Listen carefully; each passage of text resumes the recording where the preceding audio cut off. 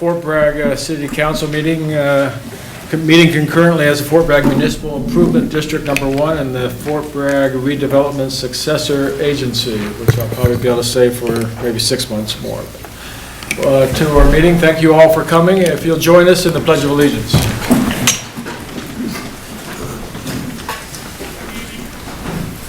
I pledge allegiance to the flag of the United States of America and to the republic for which it stands, one nation, under God, indivisible, with liberty and justice for all.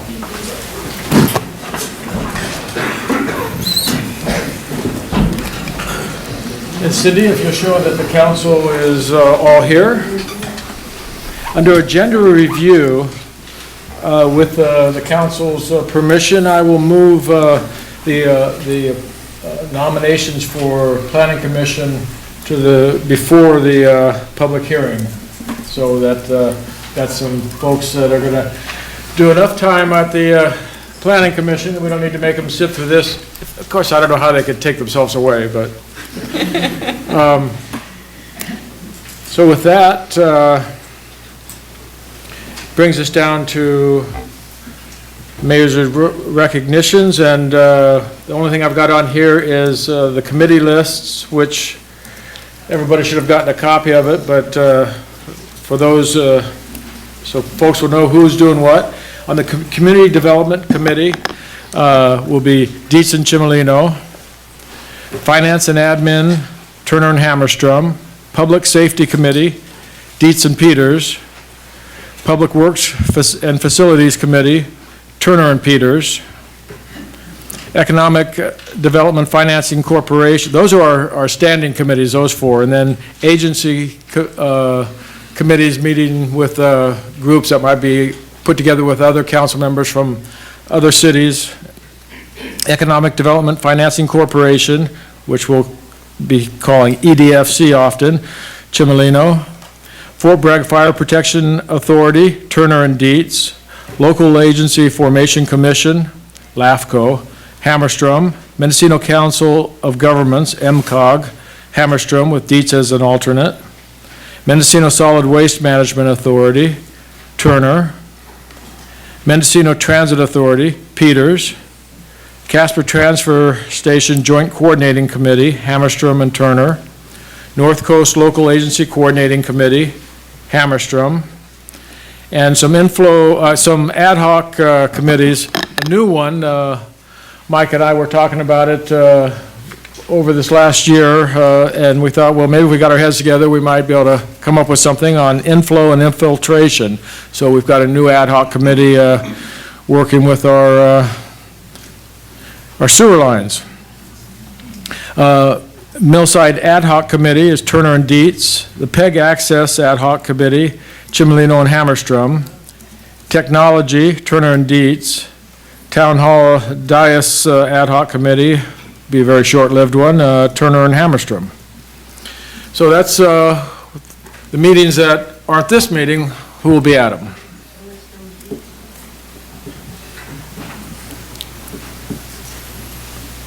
And that brings us to staff comments.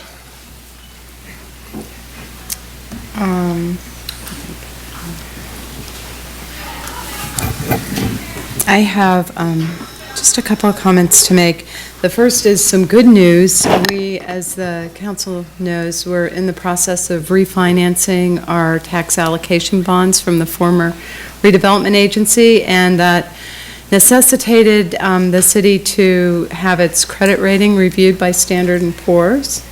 And we found out this afternoon that they have upgraded Fort Bragg's credit rating from a BBB+ to an A-, which is really great and will bode well. And really, it's a reflection, I think, of the council's efforts to keep the city on very solid financial footing, and the credit rating industry has acknowledged that. So that's good. So that the bond refinancing will go forward with the preliminary official statement issued on January 20th, and the pricing of the bonds is scheduled to occur on February 4th.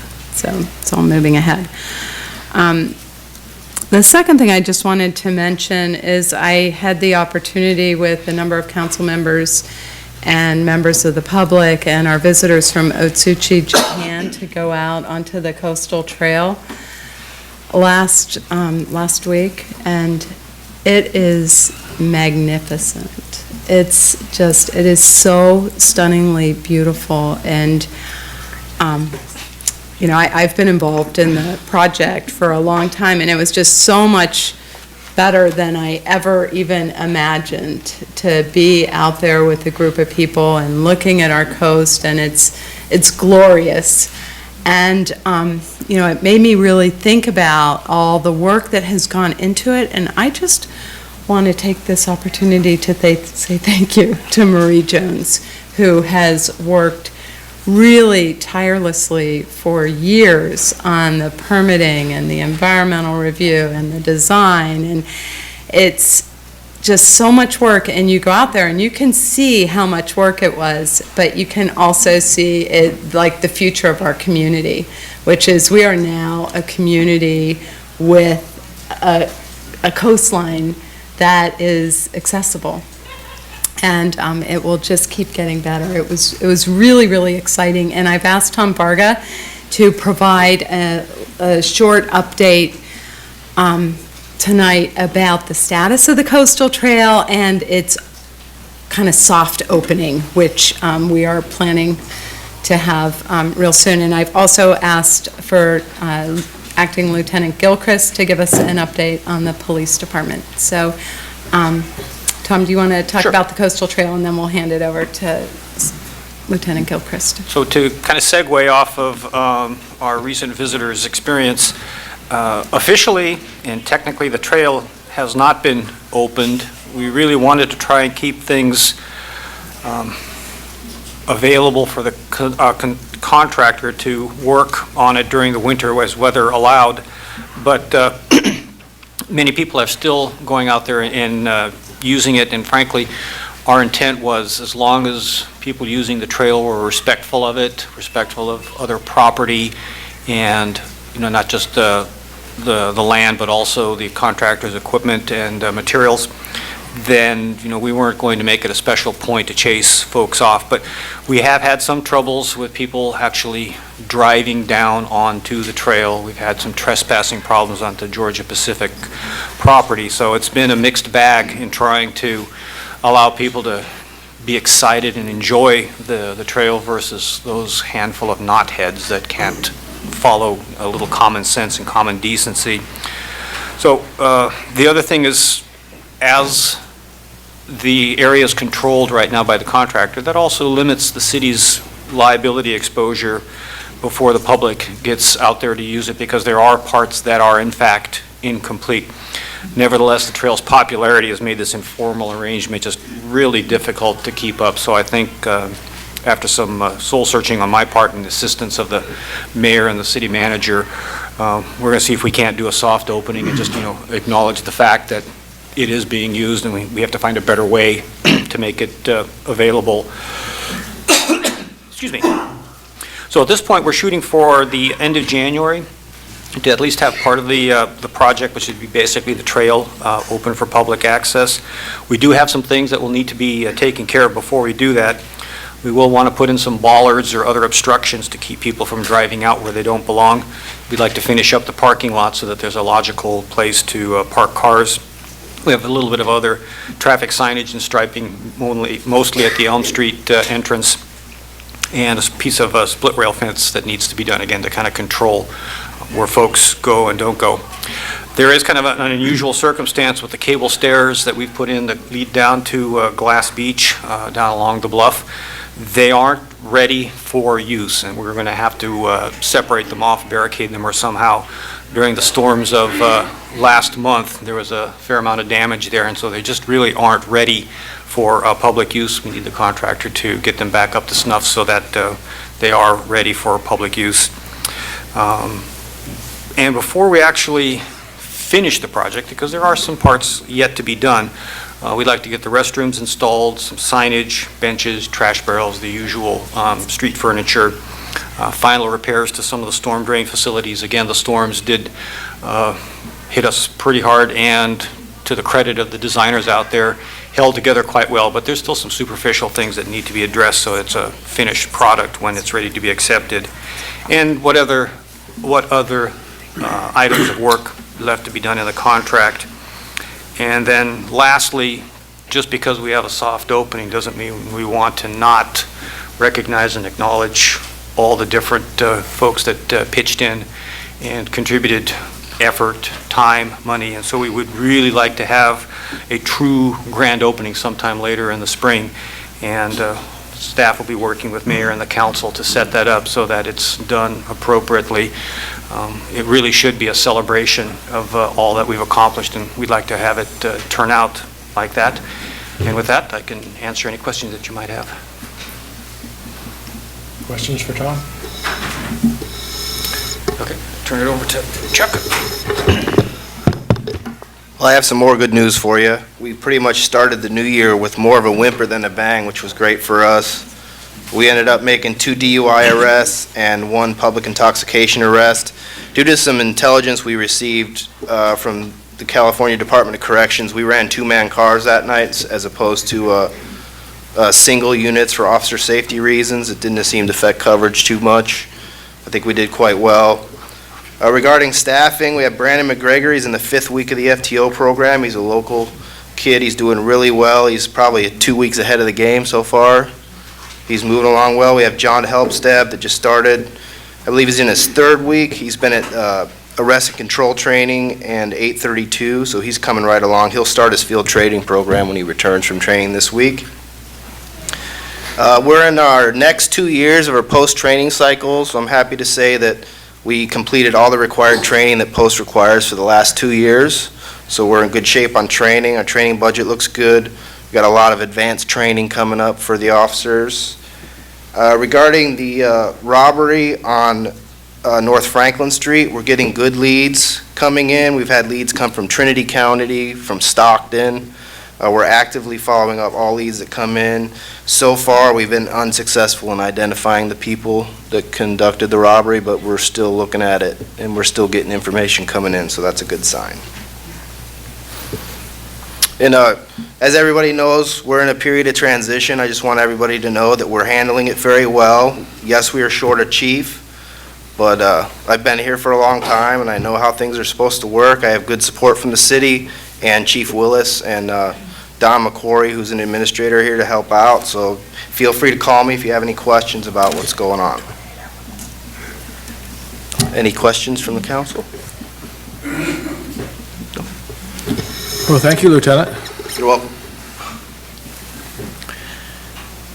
All right, that brings us to matters from council. Well, I did spend part of the week with our guests from Otsuchi. They came to a special meeting we had and showed us a video of their mayor thanking Fort Bragg for everything it's done. We'll try to get that online where folks can see it, but it was really touching and just great to start and restart the student exchange. We had 4 students do a short homestay here in Fort Bragg for Otsuchi kids, and that's just what makes this program so tremendous. Back in 2002, my son went on that exchange, and it just meant the world to him, changed his life. This is changing these kids' lives, and it's so nice to be able to have them come and stay. And they did enjoy out on the trail. We've got Otsuchi Point, and they got out to Otsuchi Point. We're looking towards Otsuchi, and one of them called the mayor, and it was 7:30 in the morning there, or just 7:20, and they said, okay, 7:30, which was, I think, 3:30 our time, we're gonna wave from this side, so we waved to them, and they waved to us across the Pacific. It was special. And that coastal trail is spectacular. And I also wanted to mention, a lot of you might have read this in the paper, but Lieutenant John Nolte, Lieutenant Greg Stefani, and posthumously Deputy Ricky Del Forentino will be honored as Officers of the Year at the California Robbery Investigations Association. They're selected for their acts of uncommon heroism. That'll happen down in Las Vegas in February, but it's a high honor to our local team. Okay, thank you. I just want to echo what the city manager, what the mayor said about the coastal trail. I had a chance to get out there with the folks from Otsuchi, and I think one of the beautiful things about the trail is that civilization is so far away. So we're used to walking, I think, on the coastal trail, and there's some hotels and some industrial places and some residential places, and then McCarricker Park. But when you're out there, let me tell you, you are out there. And so it's very special. You really feel like you're in a very special place. And it's great to see it come to fruition. I was actually on the council when this whole plan started, so it's nice to see it as I come back around a second time. I'm just curious, what is going on with the remodel of Town Hall? Are we on schedule? Obviously, this is a great place to meet, but at the same time, it does have its limitations. So can I get an answer? Just real quick, we expect to be back in on the first meeting in March. Okay, so it'll be a little while. And finally, this week, I'll be traveling along with Council Member Mike Chimolino. We're going to the California League of Cities. There is basically a seminar, a training session for new council members and new mayors, how to conduct yourself at meetings, what constitutes fraud or graft, or, basic rules about decorum and the way meetings should run. And I'm looking forward to that. That should be, I think, a good learning experience for both of us. So we'll be out of town for a few days this week over on city business. And that's about it for me. Yeah, I'd like to say that probably about 3 months after the earthquake in Otsuchi, I did research on the community and found out what they went through and how devastating it was to them. And it was a really good opportunity for me, and I felt really special getting to meet the people that are over there trying to get their life back in order. I met one young man who was, he owns a chain of restaurants in Southern California, and he lost family members in Otsuchi. So it's really good to see that the whole exchange program is back, and if I wasn't afraid to fly, I'd go back there and take a look, but I'd have to go on a boat. So with that being said, I'm looking forward to going with Lindy to this this conference. I've already learned about conflict of interest, and it's very interesting how it works, and I'm sure I'm going to learn a lot about how things go as far as the finer points of being a council member. And that's about it. I also enjoyed the Otsuchi visit, especially the 4 high school students who gave speeches, and in their speeches they thanked the people of Fort Bragg for the donations that were made. The foundation raised over $300,000 to send to Otsuchi, and the students were saying how much that meant to them after the disaster, to know that somebody across the ocean was concerned about them, and they all talked about that. And it was very inspiring to see them out on Otsuchi Point, knowing that we named that after their city. It was a very emotional event, especially the symbolic waving was a lot of fun. The Technology Committee, we've recruited some more people. Sage Statham, of course, the Director of MCN, and Rob Bush, Network Administrator. Barry Dowse, Creative Mind Computers. John Nolte Jr., who's got technology experience in the Bay Area, and now he's working with Sage's Computers. And our current project is that we're looking into and talking about downtown wireless coverage. And so we're still kind of digging into that and seeing if what the positive effects of that might be, and we're hoping that we can come to the council at some point and justify an investment into the equipment that would be needed. So I too was very moved by the visit from Otsuchi. I think this community has all been touched by the visitors who've come. Either your family has had a visitor from Otsuchi, or a neighbor or relative of yours has had it, or you've been able to meet people when they've come here. And I think that was part of what was this community's tremendous response in raising money for Otsuchi. And in part, this visit, in addition to us reestablishing the exchange, was to thank this community for the donation to Otsuchi. So I'll pass along that thanks if you weren't able to come to any of the meetings where the Otsuchi people were here and hear it directly from them.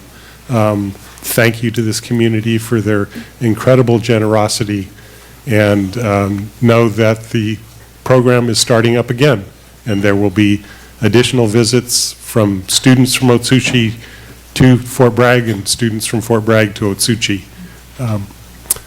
You mentioned the PEG committee, and we've been having some interesting discussions, and next meeting, I think we'll have a report back to the council, and so everybody be thinking about what it is you want from PEG, that's the public access channel on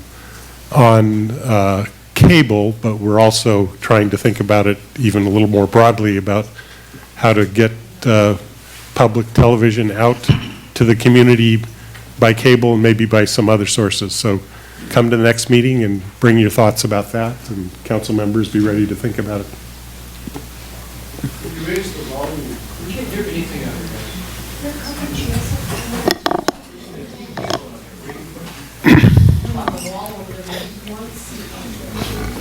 here. There's one empty chair here. We brought over an extra 20 chairs today, and obviously that wasn't enough. If somebody doesn't mind sitting on the floor, you're welcome to sit on the floor rather than stand outside, or It's also warmer and probably easier to hear back in that room there than it is out there. and we got a wall here we can stand on, so come on in, we'll take a moment.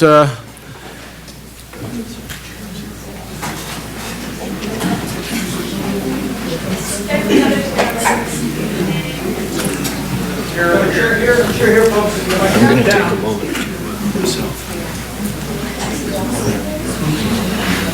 Sure. I was going to take a minute, maybe.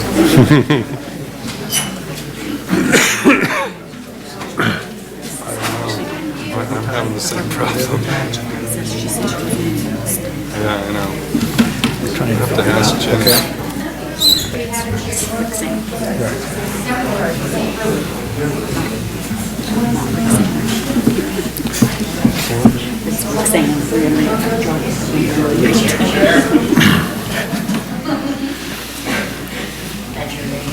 So if you wanted to stand on this wall, we still got people outside?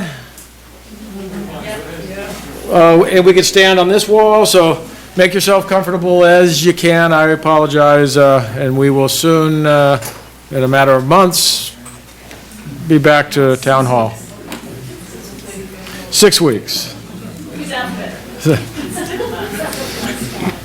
All right, we're going to move to the approval of nominees to serve on the Fort Bragg Planning Commission.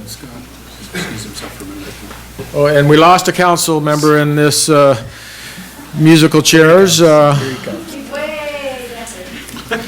an extra seat up there. Yeah, there's an extra seat here if you can beat Scott to it.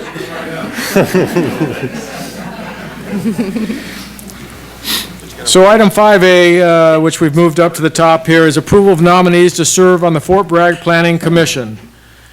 And are you heading this up? You want me to just read them off? Okay.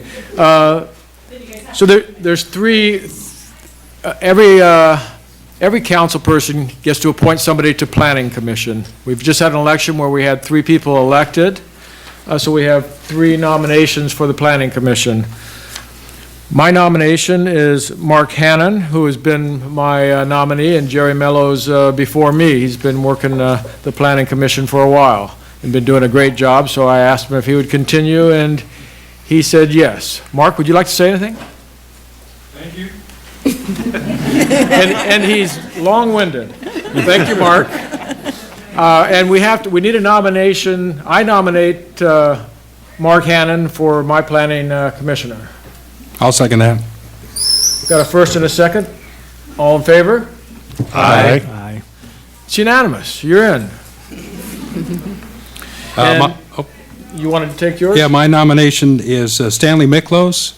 In trying to keep some continuity on the Planning Commission, Stanley was Meg Courtney's appointment to the Planning Commission.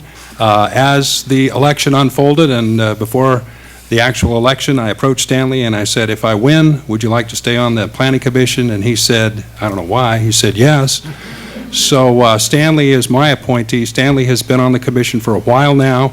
He's also a downtown business owner, and I felt that it was important to have somebody on the Planning Commission that was in business down in the central business district area of downtown Fort Bragg. He's a little bit out of that area. As you know, he is the business owner of Down Home Foods, but he's a longtime member of our community and has done a good job on the Planning Commission. I know he'll continue to do a good job. So with that, unless Stanley has anything to say, I think he's here. Is he here? He's not here. Okay. He told me he was going to come tonight, but apparently he didn't make it. So I nominate, what's that? Or he's outside. Yeah, that could be too. So I'd like to nominate Stanley Miklos as my Planning Commission. I'll second the appointee. nomination. We've got a first and second. All in favor? Aye. Stanley, wherever you are, you've been unanimously appointed. Okay, it's my pleasure to nominate Teresa Rodriguez to the Planning Commission as my representative and your representative as well. She was Heidi Kraut's pick, and so I'd like to keep her on because I feel she does a really good job, and she always thinks of the community and the developers as well. And so, do you have anything you'd like to say? Okay, you're very welcome. And at this time, I'd like to nominate Teresa Rodriguez for the Planning Commission. I'll second that.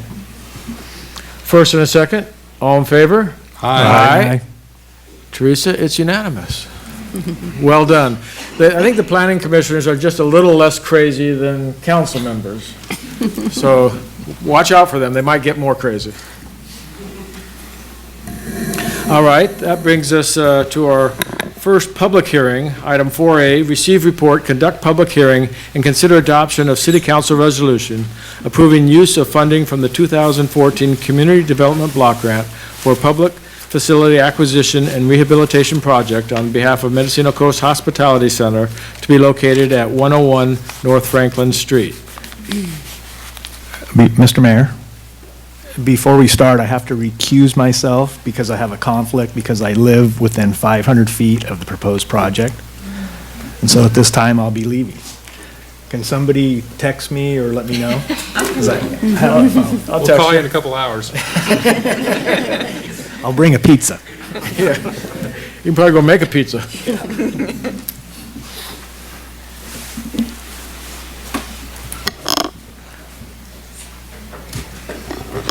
Okay, so the way, we'll have a staff report on this, and then the way we work it is the council will ask clarifying questions. If there's something we weren't certain about or didn't hear, we'll ask for staff to, clarify that. And then we'll have public input, and then we bring it back to the council to discuss the pros and cons and arm wrestle and whatever, and come to a decision. So that's how we're going to work it, and we'll start to head this off. Is this, Jennifer, you going to jump? She's already up there. Here I am. I gave up my chair. What we're doing here, this is a public hearing and a resolution required by the Community Development Block Grant Program in order to spend the funds the city was awarded for our 2014 grant application. We received a $2 million grant, which included nearly $1.2 million to acquire a homeless services facility. Just to clarify, the public hearing is not regarding what the permitted use of this facility would be at 101 North Franklin. This is a CDBG required public hearing to let the public know exactly where the funding would be used. There isn't a use permit required for this location because the proposed use for the homeless services facility is already allowed at 101 North Franklin, which is the Old Coast Hotel. So in order to move forward with this use of the grant funds to purchase the property, once council has heard public comments, a resolution must be adopted that lists the exact address for the purchase, and that would go to CDBG. So I usually write a thorough report and kind of rush through it, but because we have so many people in the room, I'm going to go through this process that brought us to this point, because it was actually a pretty long process, and it's actually a mandated process that CDBG requires in order for us to do this kind of activity. So the first step was back in January 2014, the first step for the city anyway. We had to do what's called a design phase public hearing to solicit ideas from the public about what the needs are in the community. And when I say public, I mean nonprofit organizations.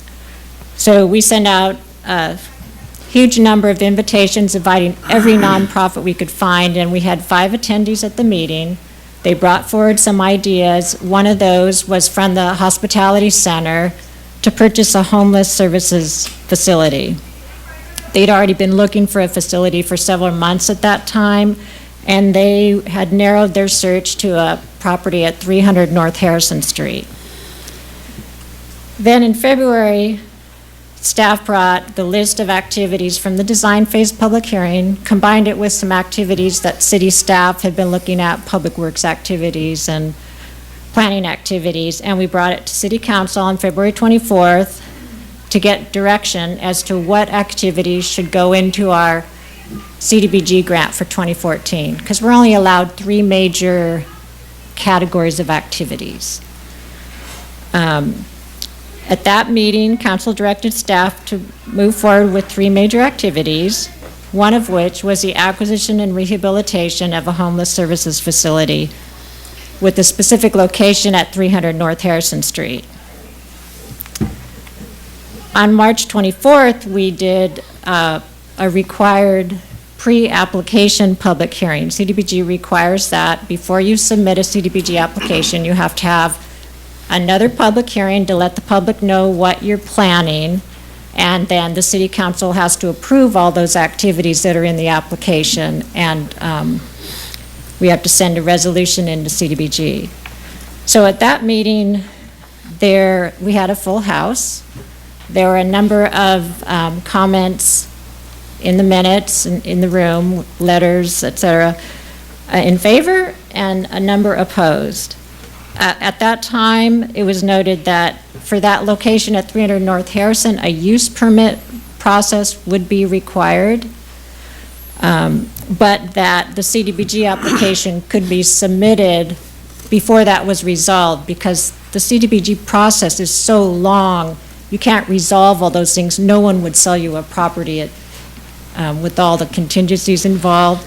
So the Hospitality Center entered into a purchase option with the seller of 300 North Harrison, knowing that they'd still have to go through the use permitting process later. Another item that came up at the meeting was what would happen if the property didn't pass in the use permitting process. And it was noted at the meeting and in the minutes that if that property fell through, if a comparable property could be located, then the CDBG folks would allow a switch to a different property. And that's not unusual for CDBG, again, because the process is so long and there's so many contingencies. So in May, the grant application was submitted in April. It was due April 7th, I think. In May, staff was notified by the Hospitality Center that the seller of 300 North Harrison had pulled out, and staff let us know that they were agreeable to that because there'd been so much opposition at the 300 North Harrison Street site. At that time, Mendocino Coast Hospitality Center began to search again for another site. In October, we were notified that we were awarded the entire $2 million grant for the 3 different activities. And once the award was announced, we were allowed to contact CDBG staff to say, hey, our initial address fell through. We are going to need to look for a different address. How do we go about it? And they confirmed that the process is you find a comparable property that would, and it has to be comparable so that it would have scored the same, because the CDBG application is very competitive. They said find a property, secure it with a purchase option, write us a letter telling us, convincing us that it's comparable, and then you can proceed. So after we knew we had the grant, Hospitality Center intensified their search for a property. They looked at every property for sale, properties that were not for sale. They were, literally knocking on doors, trying to find something, because we had to find comparable uses, had to be affordable within the grant, and had to have appropriate use permitting, had to be a location where this activity would work. And what became a really big barrier was it needed to be empty or virtually empty of tenants, because CDBG requires that if you acquire property with CDBG funds, you have to pay to relocate anyone in the building. So when we looked at residential properties, we don't have a whole lot of vacant affordable housing in this town. Every property that was looked at was full of tenants. There's no place to move them, so you're looking at the maximum relocation cost per tenant, which could be up to $40,000 per tenant. So it became a huge barrier in finding comparable properties, even though there may have been some for sale. We only had so much money to purchase and rehab to make something totally up to code, and then relocate tenants so that the homeless services could move in. So in early November, the Hospitality Center realtor was contacted by the owners of the Old Coast Hotel, who proposed sale of that building to the Hospitality Center for a significantly discounted price. Ultimately, the Hospitality Center entered in a purchase option with the owners of the Old Coast Hotel for $900,000. The property is currently listed at $2.9 million, and the owners, Thomas and Nina Carini, are donating the difference back, which is a substantial gift. The Old Coast Hotel has not operated as an inn, restaurant, or bar for several years. It's been listed for sale for several years. It hasn't generated transient occupancy tax for at least 4 years. And no sales tax has been received for over 6 years. The property's been vacant. There's one nonprofit office located on the Oak Street side. It's a small nonprofit. We would have to relocate them, but it's a really easy, it's about as easy as relocation comes. The Hospitality Center's proposed use is permitted at the Old Coast Hotel. No use permit process is required.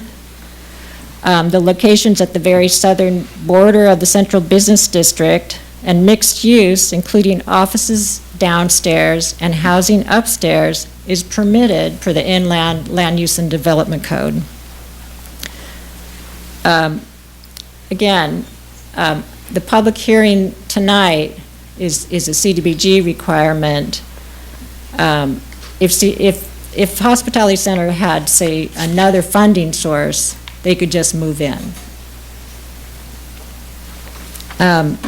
The services that the Hospitality Center proposes to provide include homeless and mental health counseling service, the Wellness Center, which provides classes and activities for homeless folks, case management, so they can move these folks along, hopefully eventually into housing, that's the goal, and administrative offices. The Hospitality Center plans to co-locate with the Mental Health Access Center, which is operated by Ortner Management Group. They're the folks who have the contract with Mendocino County to provide mental health services in the county. One of their requirements is to have an access center in Fort Bragg. This allows the mental health and homeless services to co-locate, which can support both organizations and provide better services to clients. Upstairs, the Hospitality Center will provide at least 5 units of transitional housing. Transitional housing is quite different than emergency housing. Emergency shelter is offered at the Hospitality House on McPherson Street. That will stay where it is. The transitional housing to be offered that's proposed here at the Old Coast Hotel is limited to qualifying individuals or families. They have to be involved in services. They are disabled or families with children that are homeless that'll move in. And these 5 units will bring the city's transitional housing stock up to 20 units. About 5 years ago, we had 33 units. We went down to 0. We went up to 15 when the Hospitality House was able to acquire Harrison Street House. This brings us back up, but we're still nowhere near where we were a few years back. There's no place for these folks to go without transitional housing units. Let's see. The Hospitality Center is not expanding its services in moving to the Old Coast Hotel. It's consolidating mental health and homeless services in one place. The Hospitality House on McPherson Street will stay where it is. All those services will stay where they are. The Harrison Street House will stay where it is. The Ortner has an office on Main Street right now. They'll move into the Hospitality Center, and the Hospitality Center is currently on South Franklin and 2 offices in that strip mall that has a DMV. And it's a retail strip mall. It's a really inappropriate place for the Hospitality Center, and it's really crowded. They can't do what they're supposed to do there. So if the location's not approved by City Council, the Hospitality Center can look for an alternative site. The problem is they've already performed a pretty exhaustive search. They have a matrix of all the properties they've looked at. They have to look at properties that have enough square footage, that are affordable, that don't have tenants, that meet the use permit requirements. It's very, very difficult to find a suitable property in this town, and they have looked pretty thoroughly. The other problem is if this property's not improved now, this piece of the grant, this is about 58% of that $2 million grant that's allocated for the homeless services facility. If we don't spend at least 50% of this grant by next March, we won't be able to apply for the next cycle of CDBG funds. These grants have become pretty important to the town. We've provided a lot of services with them. They're designed for the low and moderate income population, and that's most of us in this town. If we miss the cycle next April, they could continue to look. This doesn't count as expended until escrow closes. If we can't find a place and have to return the funds, we're not allowed to return them until the last day of that grant, which is September 2017, which means we couldn't apply again until 2018. So that would kind of dramatically impact some programs that we tend to regularly fund, like our microenterprise assistance and our housing rehab program, and the various other activities we use CDBG funds for.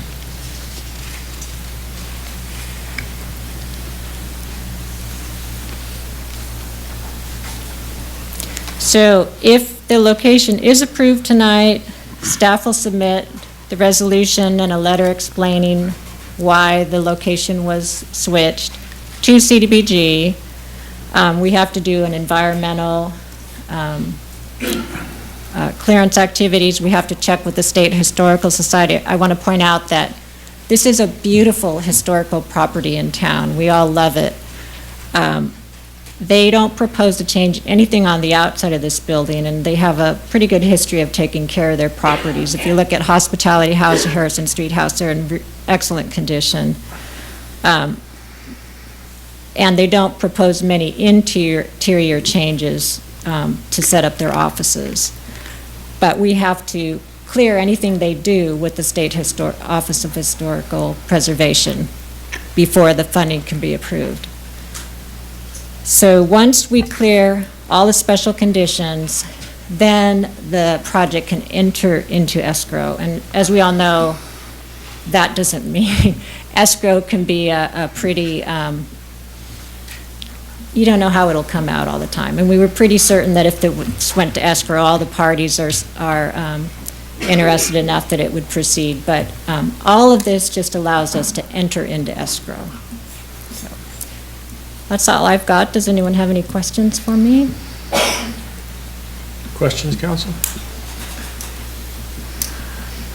I've got one question, and maybe you can answer, or maybe Chuck can. Has the police department looked at this location, this project in use, and considered ramifications? Are you concerned, or what are your thoughts on it?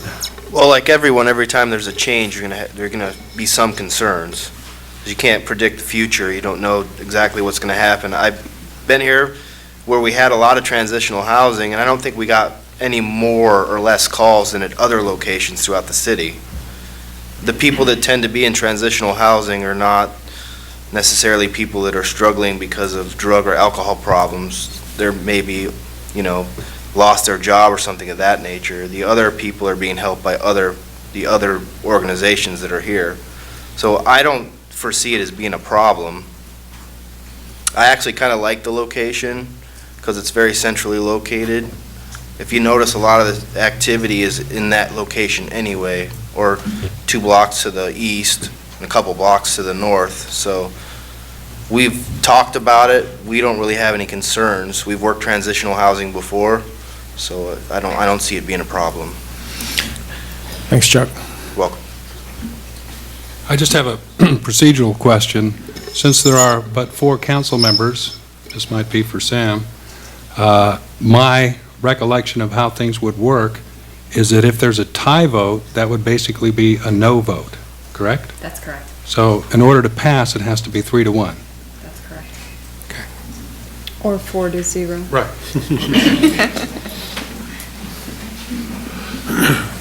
And I have a public hearing sign-in sheet. It's a big Okay. CDBG thing. All right, if there's no other questions for staff, It's a sign-in sheet. If you come and speak, I'd appreciate it if you put your name down. I just wanted to divulge, too, that earlier this week, on Monday, I spent 2 hours touring the hospitality house, the transitional housing, and their offices, just for the record. all right, so at 8 minutes to 7, we'll open the public hearing, and I see Anna headed to the podium.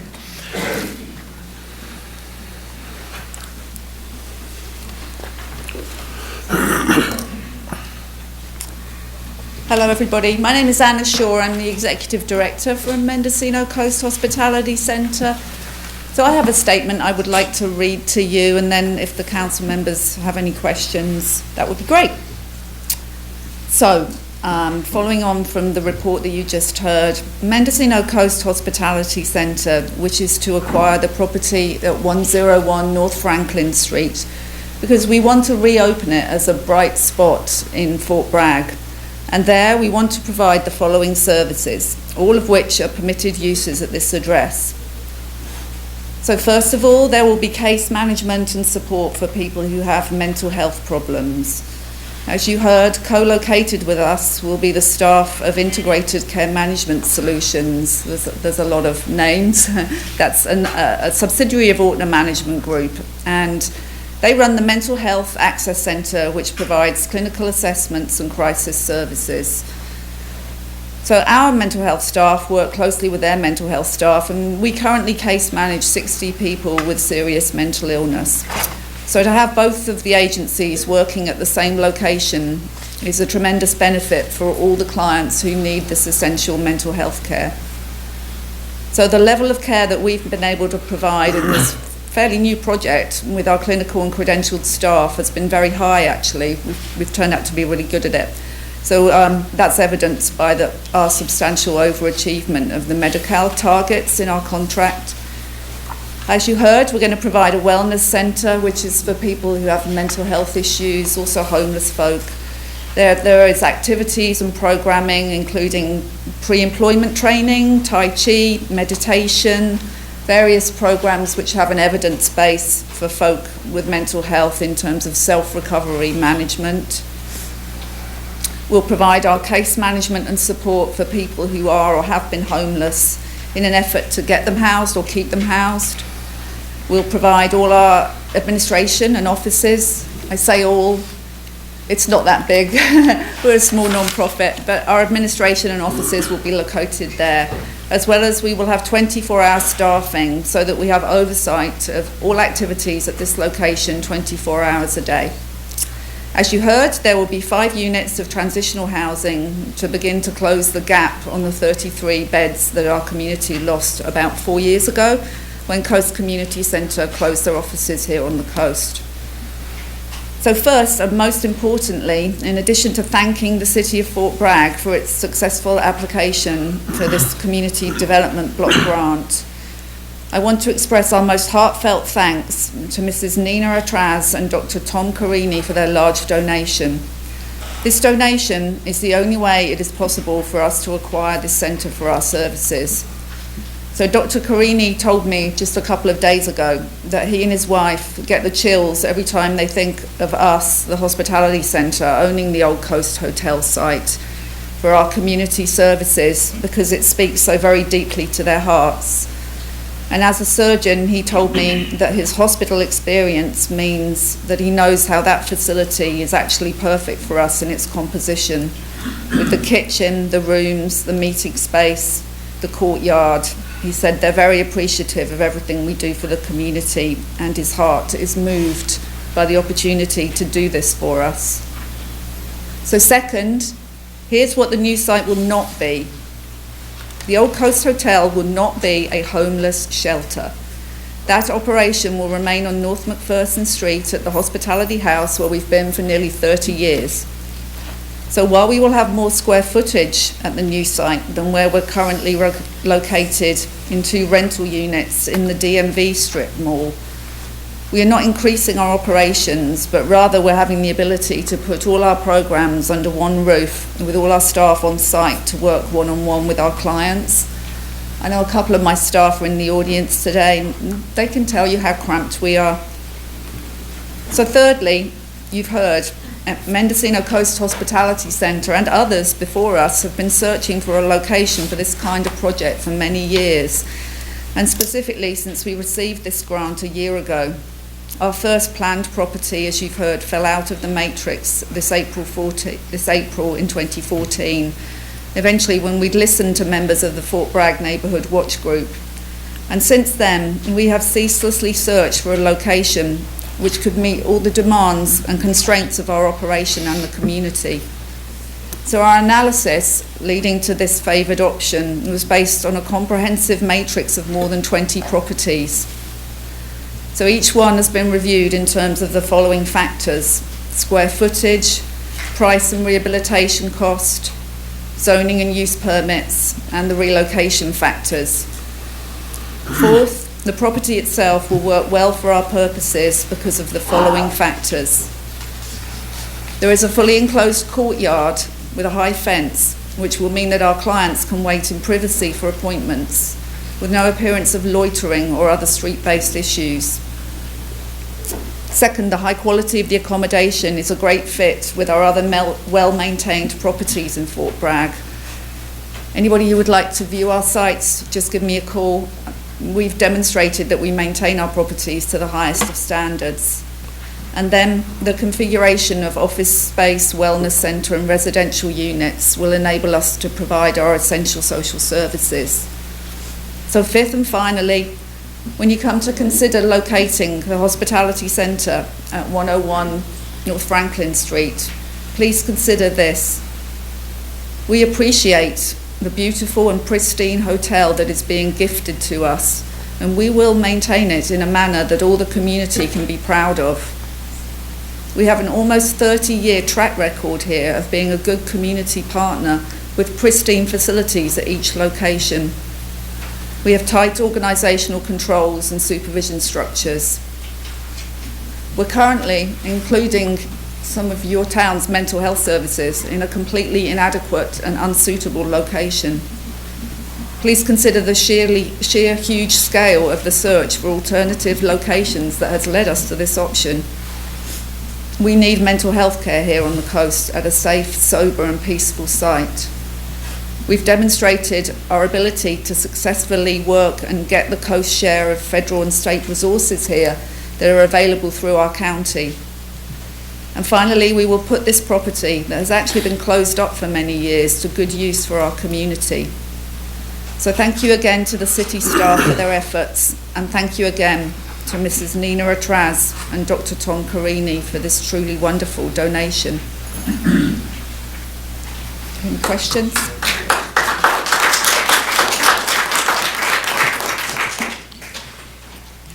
Question?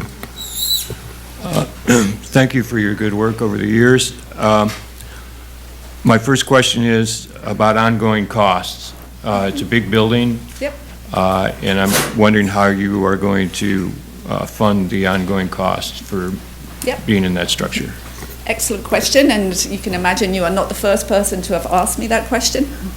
So the answer is really in two parts. The first one is, as I said, we're not expanding our services, we're moving services that are currently fully funded.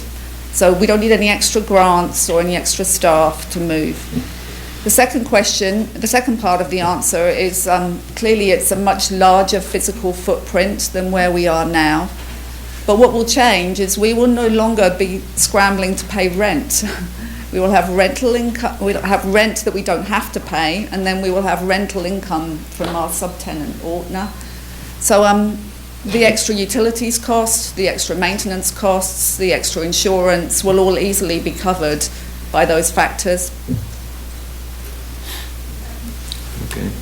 Shall I go on with more questions, or would somebody Go else? ahead. Well, I have a concern, and my concern has to do with the commercial kitchen. Yeah. I like the idea of training in the kitchen. I really like the idea of a coffee shop. I don't really like the idea of having quote-unquote soup kitchen there. Yeah. Are there any plans in that direction, or is it going to be commercial? There are absolutely no plans to have any kind of soup kitchen or feeding program there. It would be completely inappropriate. We will not be moving our feeding program from Hospitality House, where it has been for nearly 30 years. We do not have immediate plans to do training in the kitchen and open a coffee shop, but we would love to do that in perhaps a year's time. Because that will be a growth, but it's a way that we can better become part of the business community and the overall community in that location, integrate us into the community.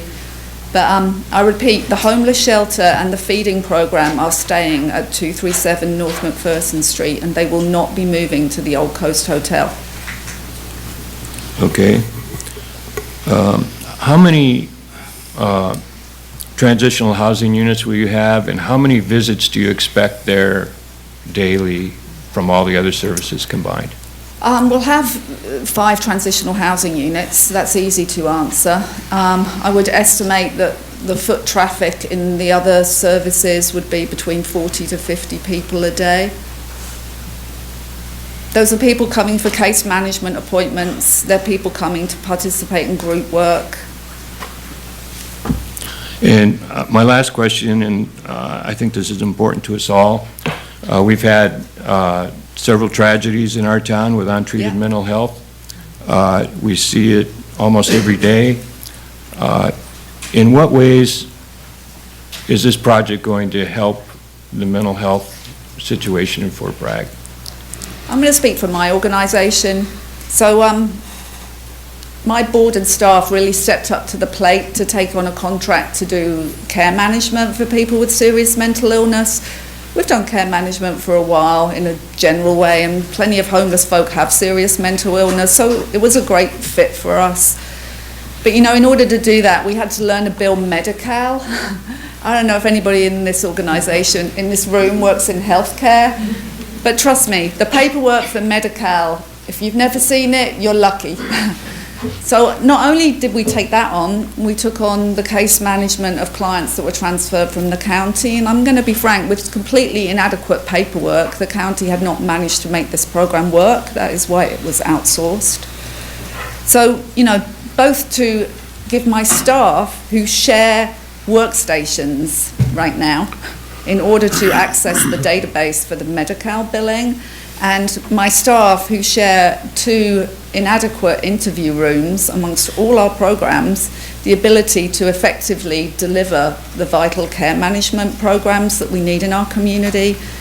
One part The other part is our wellness centre programming. Part of why the county contracted out its services and went with the provider it did was so that agencies like ours, which have a peer recovery model, some of our staff come with degrees and licences, some of our staff come from within and are peers, and that's actually an evidence-based way of working with people with mental health.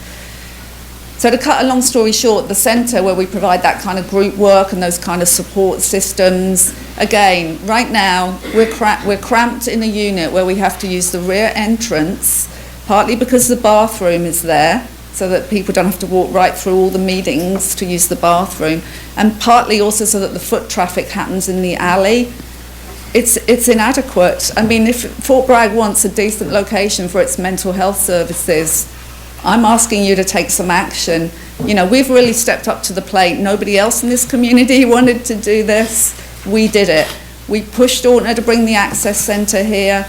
Co-locating with them will be perfect. I don't think I can add to that. I have a couple questions. I think the community should realize that Anna and Paul here really do an outstanding job at what they do, having toured your facilities that you now have. Thank you. Obviously, the city of Fort Bragg does not have services for mental health. That is a county service that the county has decided to basically contract out to Ortner. What sort of funding, do you receive any funding at all from Mendocino County? Yes.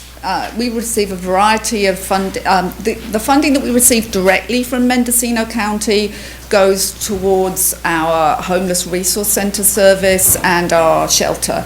We receive around $90,000 of general assistance funds. That's per year? Per year. We receive a variety of grants that come through the county but are not county dollars. They're pass-through grants. But directly from the county, we receive around $90,000 a year. In fact, the 40 of that goes to the shelter is the only funding that the shelter gets other than private donations. Every other cent that goes into the shelter is donated by this community. Okay.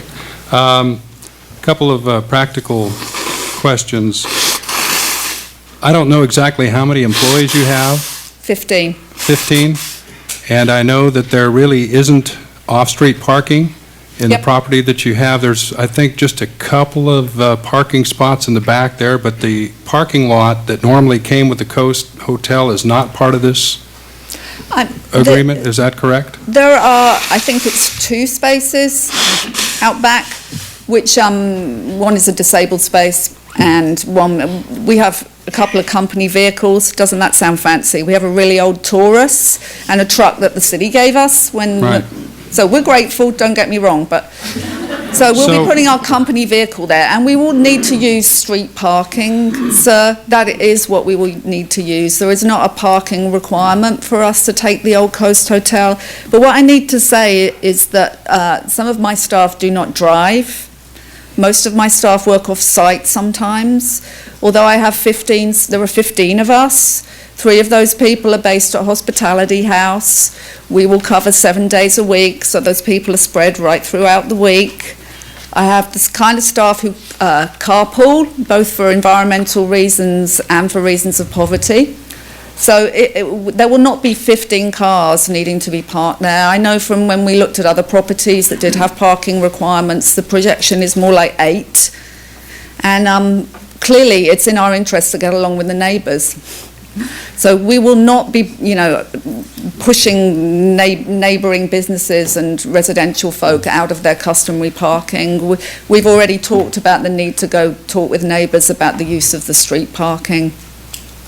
Okay, because oftentimes when any kind of business comes into town, and I think Marie probably would be the expert, you have to have some sort of mitigated parking plan.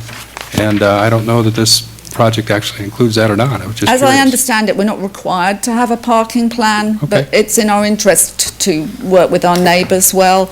And we've had some conversations which are so vague as not to be worth relaying to the council, but with other property owners about perhaps renting some spaces, but they're so sketchy and early stage that I would be reluctant to share them with you. Okay, now you mentioned that right now the clients at your current location come in the back, Yep. the alley, and that's out of respect for other businesses in the strip mall, and It's partly that. It started because when we had the first unit and the bathroom was in the back, and when we moved to the first unit, it was because we had hunted high and low for that location as well. Anybody who's been into the units in that strip mall, if you enter at the front, to use the bathroom at the back, you would have to go through all counselling and office spaces. It makes the use of the rest of the space impossible if you know, your clients have to use the bathroom by traipsing through the rest of the unit. So that was the original reason. Then we started with the back. Lots of folk who are mental health advocates rightly said, why do your clients have to enter through the back? You know, we'd done our best to make it reasonable. You know, I remember a day where Paul brought a truckload of gravel. It started to rain. He went and got a truckload of gravel and filled the potholes. You know, we are pragmatic, can-do people, and we have done our best to make it work.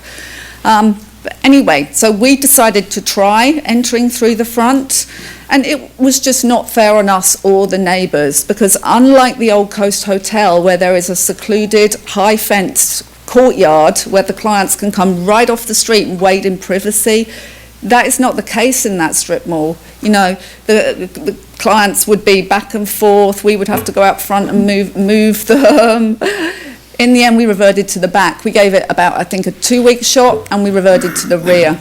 okay, and that's pretty much your intentions with this site as well, that they would Our be intentions coming with- through the courtyard in the back, waiting for their appointments, and then if they were loitering, they wouldn't be out on the street corner, they would be in the back of the building. There will be nobody unseen. on the street corner because we will monitor it. And what will make that easier there, not only the windows right the way round, but clients will enter primarily through 2 points. One is the main reception. That's not the door on the corner where the bar is, which I think our current plans are to seal off, actually. But further along Franklin, sorry, I'm losing my train of thought. There's the main entrance, which used to go up to the hotel rooms, but also goes through to the wide open space, which we will use for client work. So clients will either enter there, or they will enter further north on Franklin through the gate into the courtyard, which will put one of those spring locks on, so that folk can just push it and it will close immediately behind them. Okay. I don't have any further questions at this time. Anna, I just Yeah. wanted to mention, Hospitality House is a neighbor of mine. Right. And they teach the people that they're working with them to be nice neighbors. I mean, I've been amazed at, the clients of Hospitality House don't give flow beds around the corner any problem. They respect our space, they're good. So there are people out on the streets, we all see them, and there's some troublemakers, and they're going to get all around town, but just, I want to thank you for that, Thank you. when you say that you'll police it, I know that you're serious. Over the years, I've watched county try to provide services, Hospitality House do Yep. it. Sometimes county and Hospitality House didn't agree on methods and that, and and one time I had a chance to go over numbers with you in the county, and I forget, but I mean, you went at the Hospitality House, and I say this because it's just what the Hospitality House delivers per dollar is so amazing compared to what government does. And a lot of it is because they work with the community, but We rely on donations at the door for food and working with the food bank. We do buy a small amount of food, our grocery budget. We usually spend about $500 to $600 a month on food. We provide 2 meals a day to anybody who wants to come. But I think the quote that you are alluding to is that for less than $10, we provide a bed, a warm, safe bed, all the laundry facilities, showers, 2 meals a day for less than $10. yeah. So I just wanted to hear that again. I appreciate, I've just seen you guys work, and thank you. Thank you. And one thing I wanted to mention tonight, we've kind of let this rule slip away from us in the council. We used to stick to it. Jerry Mello was very strict about it, and that was the clapping when people talk. So I appreciate that you clap when you want to clap when somebody says something you like, but sometimes that's intimidating for somebody who wants to say something that you might not like. So in the interest of people being able to speak, I'd ask you to sit on your hands, and it'll go a long way to having an open and full discussion. Thank you. Who was it? So, and we will, Anna was an exception, she's a proponent here, and Ortner, if they want to talk, we want to hear from them, have back and forth. The council won't do that kind of back and forth with just all of our speakers, and we're going to limit the time to 3 minutes. Anybody want to address the council? Just come on up. In fact, if people want to queue up somewhere, maybe there's no place to queue. So. Thank you. My name's Sue Stever, and I've been around for about 24 years, 20 years of it at the high school, so you might remember me from there. But I'm very honored to now be working at the Hospitality Wellness Center. I wear a couple hats. One, I'm a case manager for homeless programs that we have, and the other hat is a care manager for specialty mental health. And I think what I want to address is the issue of who we serve. And there seems to be, I've heard mumbling over the last few weeks and about those people. And we don't want to have those people. They're all going to congregate. It's going to be a mess. It's going to be dirty. We live in a community that have the haves and the have-nots. And I'm on the higher end of the have-nots, but I work 7 days a week, and I'm a payday away from losing my house. And there's a lot of people a lot worse than I am. I can't tell you how many people I recognize coming into our center that were students of mine. We have nurses, we have caregivers, we have a whole variety, loggers, we have people from our community. These are not those people. They're us. And one of my first clients was, she had lived under the bridge. It always chokes me up talking about her. She had lived under the bridge for 20 years. And it shamed me that I was so blind. My little high school, work with the kids job. I didn't see this in our own community. She's only one of many. And I thought, how many people did I step around at Safeway or somebody I wouldn't make eye contact with because I just chose to pretend they were invisible. They're not invisible to me anymore. Every person that walks in that door, I try to give them the support and the care that I would pray that someone would give to someone in my family, because they are somebody's daughter or mother or brother, and they are us. So I just want you to remember that when you're looking at who we care for. And when it comes to whether or not we'll care for that beautiful building, if you take the time to go look at our other properties, that's not even a question. It will be treated with nothing but respect and honor for its history and appreciation for its beauty. So that's it. Thank you. I'm Trudy Morgan.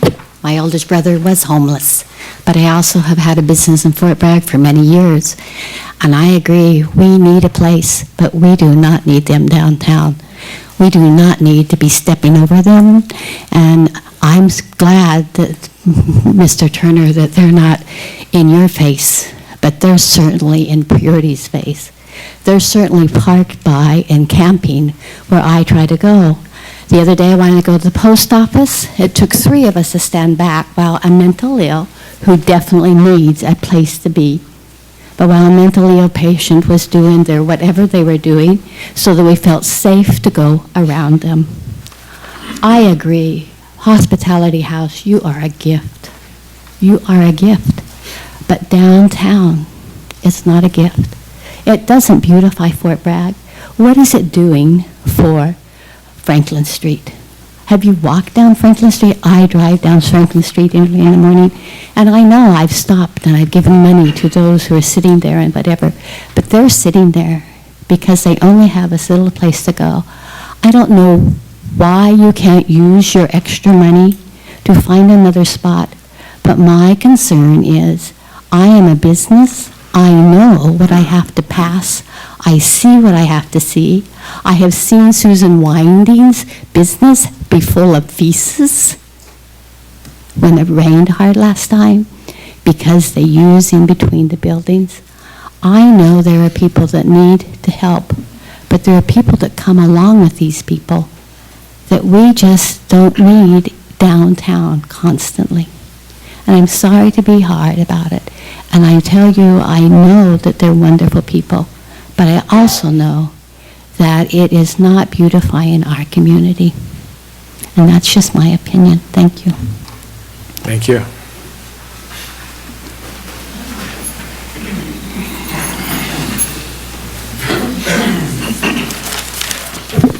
Mayor Turner, council, staff.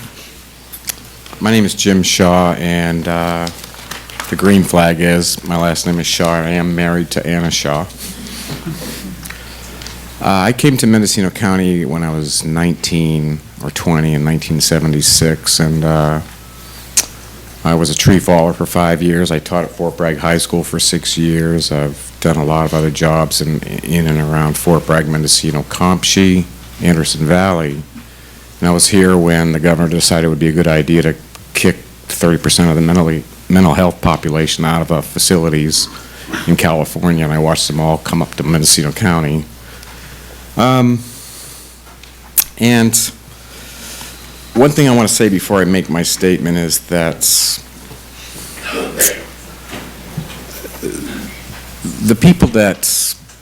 a lot of the people that wander around that exhibit really bad and unruly and uncivil behavior in our community are not the ones that are engaged in services.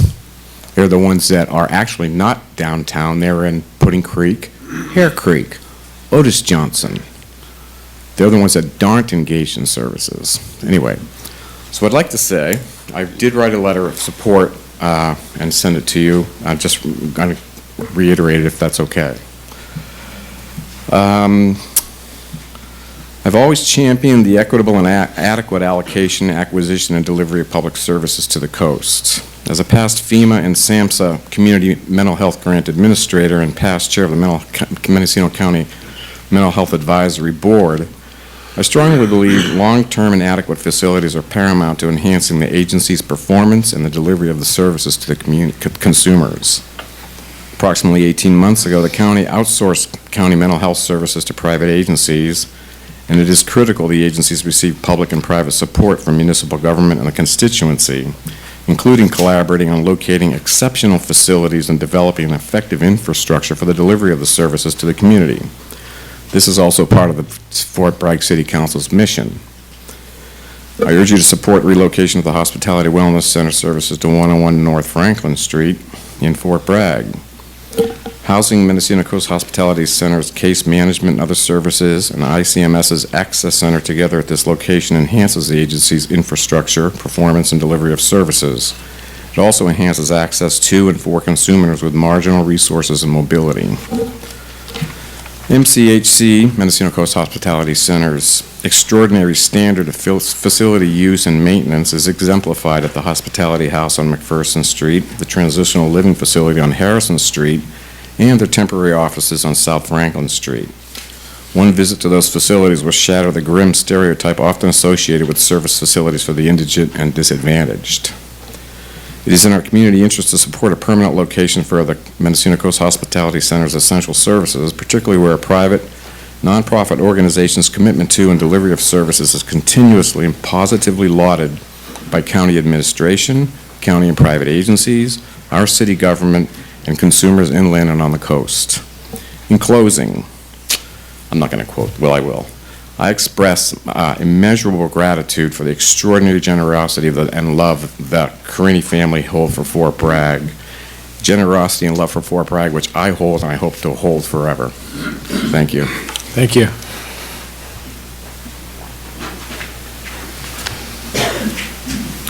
Hello, my name is Michael Brown. I've been a practicing psychiatrist here on the coast for 13 years. I'd like to address the question of why we need Hospitality House as a community as much as the patients need Hospitality House. When I was working for County Mental Health, which I did for 10 years, I would possibly see a patient once every 2 weeks, once a month, or possibly once every 3 months. I would do my best to assess the situation, and often it involved giving medication. And then I wouldn't see that person for an extended period of time. And we had very little in the way of follow-up and cross-coordination with other services that would help those patients to accept their medication, remember to take their medication, get refills, and things of that sort, which is precisely what hospitality presents for us. That coordinated effort and the outreach that comes from people who are there, who are rubbing shoulders with our patients on a day-to-day basis. And I, for one, have no problem with that being downtown. As to the question of dangerousness in our community, I think we all accept it's the rare person that really acts out so violently. But it's often that person who hasn't had his medication and needs it desperately. And those are the ones that are going to be most supported by this kind of service. And it seems to me the greatest virtue of having it at Old Coast Hotel, after much, much effort to try and find anything that might be better, is that degree of coordination which will help the whole program work together.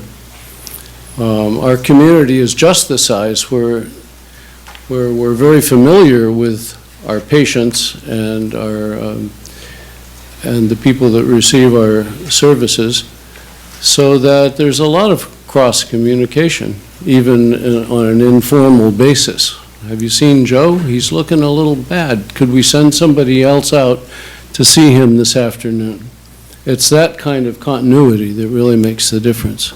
Thank you. Thank you. Hello, good evening. My name is Sheila Dawn Tracy, and I'm with Occupy Mendocino, and one of our functions is to advocate for the homeless.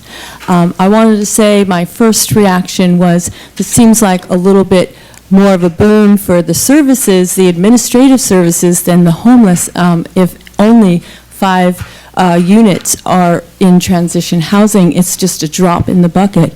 We're out on the street and more people come up to us and they go, we don't want to go to Hospitality House. People steal from, there's lots of problems there. They don't treat you with respect. And so, and there's a lot of the working homeless. And I urge them to come today. I hope that some of the homeless are here and can actually put a face to what a homeless population looks like. In the news report, I heard that 40% of the homeless population in the county is here in Fort Bragg. It's just astronomical, and I think 5 units is not enough. We need to do a whole lot more. Now, a couple of months ago, I came to the council and I said, Salt Lake City in Utah solved its problem by housing the homeless. They have apartments, nice apartments, and they found that when they put people in houses, I mean, not just transition, but apartments, they stabilize, they get a job, they have money, they save money, they go live with their kids. It's just we have to realize and have some compassion that these people are just sliding through the cracks, and we really have to do more for them. I met a man who said he worked for a moving company for 20 years, moving people who had been foreclosed on. Now he was bankrupt and foreclosed on, and he worked in the city for 10 years. So these are the people who we're talking about. We're not just talking about the mentally ill. We're talking about productive people who need a hand up or a stabilizing influence so that they can figure out what the next step is. So I just want to say that Dr. Carini, same news report, said that he thought the Coast Hotel was an ideal place for this, and that's encouraging. I would just say we need more. Thank you.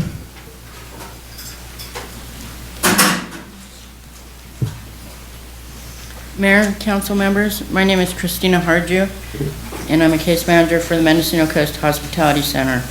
I strongly support them in acquiring the 101 North Franklin Street property known as the Old Coast Hotel personally and professionally. Being born and raised in Fort Bragg, I am an adult child of alcoholism and also an addict myself. Almost 2 years ago, I had been homeless for 4 years, suffering with a 35-year alcohol and drug addiction, mental illness, victim of physical abusive relationships, and plenty of trouble with the courts. I lost absolutely everything. Most important, my youngest daughter of 13 years of age. Today, I am clean and sober and a productive citizen in our community, helping break the cycle of addiction. Thanks to the Hospitality Center's programs. I moved on to transitional housing and a job as house manager at the Hospitality House. I received a housing voucher and secured my own apartment within just a couple months. A year later, was offered a position as case manager at the Hospitality Center. March 2014, my youngest turned 18, was kicked out of her father's house, homeless, and headed on her way down the same path of ugly addiction. April 2014, this daughter, whom I lost 4 years earlier, called and came to live with me under conditions that she too would go into recovery. June 2014, I opted out of my housing assistance in order to find a bigger place to move in my ill mother with us, and was fortunate to see my daughter graduate from high school. In July, she was employed at Mendocino Coast Hospitality Center and currently is house manager at the Hospitality House. This is an organization that helps people that are suffering like my daughter and I have been, recover from addiction problems, homelessness, and mental illness. They help people from all walks of life put their lives back together, get off the street, and have dignity once again. Because of the work that they do, I currently have my daughter and my mother in my life again, and I have a future to look forward to as I am preparing to further my education in alcohol and drug counseling studies. In closing, as a staff member for the Mendocino Coast Hospitality Center, the new property will help us with some of the following. We will have more workspace, as currently our space is very limited. The new location will offer more privacy and meeting rooms so we can help more clients. Clients waiting to access our services will finally have a place they can wait outside in the private enclosed courtyard with dignity, allowing them to feel accepted, wanted, and safe, other than now having to enter from the back alley, which is unsafe and uncomfortable for them and their pets. And last, a centralized location for more services, such as mental health services for the growth of our clients, more being housed and off the streets and living productive lives again.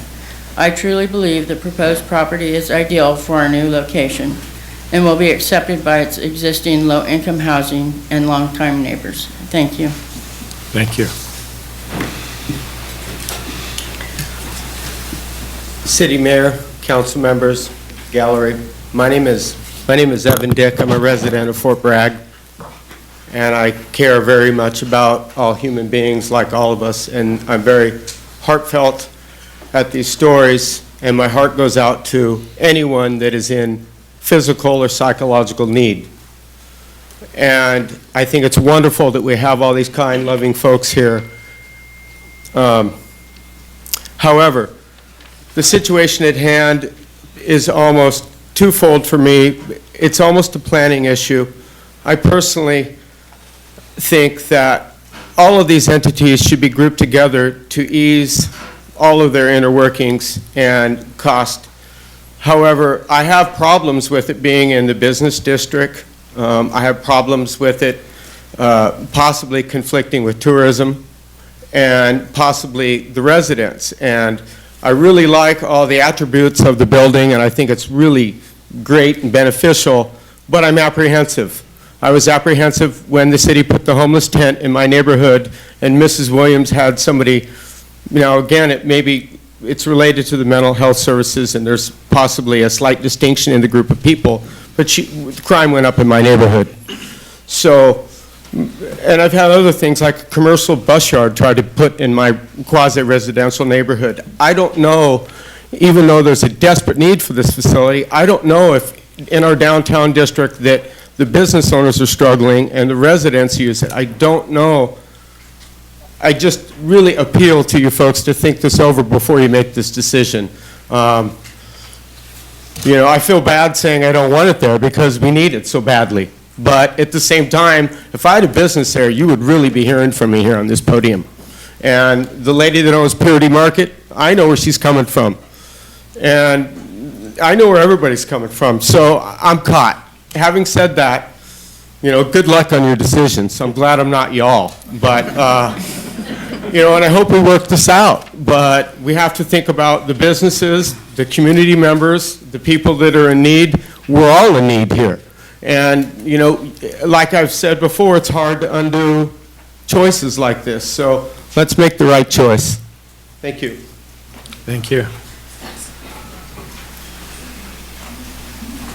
Hi, my name's Crystal Clements. I've been a resident here for 14 years. And I'm not going to mince words. I think this is outrageous that you guys have even looked into putting this in the downtown area. This town is so small. I've come from Sacramento, and I've seen what's happened when you expand services is the reason I left Sacramento. I agree that there's a need for these services. Downtown on Franklin Street is the wrong place to put it. This is just wrong. That's all.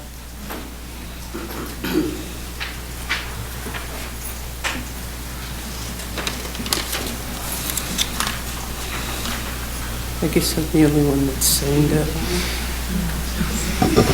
And if you, I just see Ann signing her name there, and my name is Ann Reneker, and I think that the Hospitality House has been doing a good job in their current location, but I think the Coast Hotel is a good fit for them because it's been sitting empty for many years. And no one was going to buy it, and so the homeless people really need a place where they can have a shower and they can get clothing and training and mental health assessment to try to get them back on track. I know there are a lot of people that got illegally foreclosed on during the downturn of 2008, and they haven't recovered. They pushed out of their homes. They maybe lost their jobs. They're wandering around with no place to be. They aren't fit to get a job, but they don't have the clothing, they don't have the money, transportation. Now who's going to hire them? So I think any of us might get a little loopy if we were out there on the street with no place to be and constantly moved along. You can't be here, you can't be there. There's no bathrooms. Anyway, it's a good idea to give people training to get jobs, get mental health assessment, addiction counseling, find places to live. Then they can be productive members of society again and have their dignity and self-respect back. And the Hospitality House folks have been doing a good job of keeping the people in line. They make sure that they're clean and sober, that they don't overuse their medications, and yet they take their medications. And like the psychiatrist said, the mental health system was not keeping track of this. They interview somebody and then send them out on the street, and months later they see them again and they don't know how they did. And people can have a lot of problems, and then that falls on the police. They have to arrest them, take them to jail.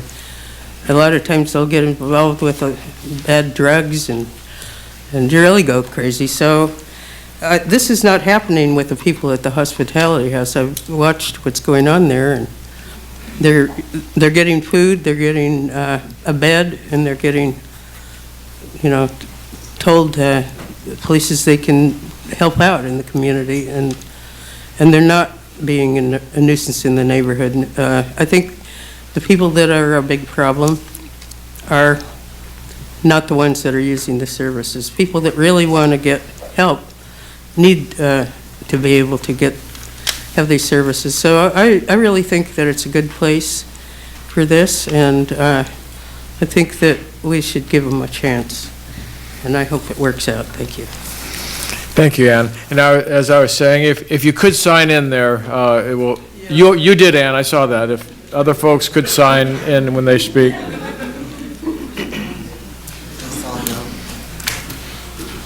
Council, Mayor, my name is Paul Davis. I'm with the Mendocino Coast Hospitality Center. I'm the operations manager there. I've been working there about 3 years. And whenever these subjects come up, one of the things that I always feel like we get fuzzy about is the difference between our shelter and our transitional housing. And so I always like to get up here and kind of give you a few statistics and reiterate the differences between the two of those. And it's the program that I'm the most proud of, because I'm proud of all of our programs, but I think we put the biggest dent in things with transitional.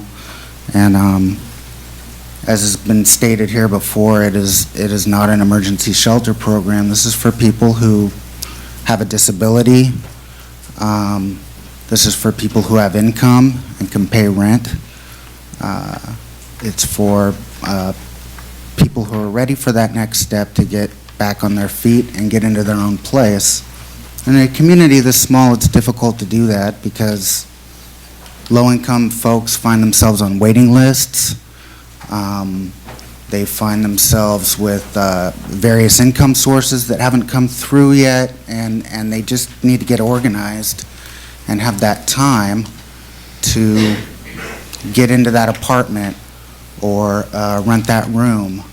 And we help them find that. And in the meantime, they live in our transitional housing facilities as though they were living in their own home. And it is their home, and they treat it like their home. It's slightly different because they're monitored more. We go by there every day, make sure that they're keeping our property clean.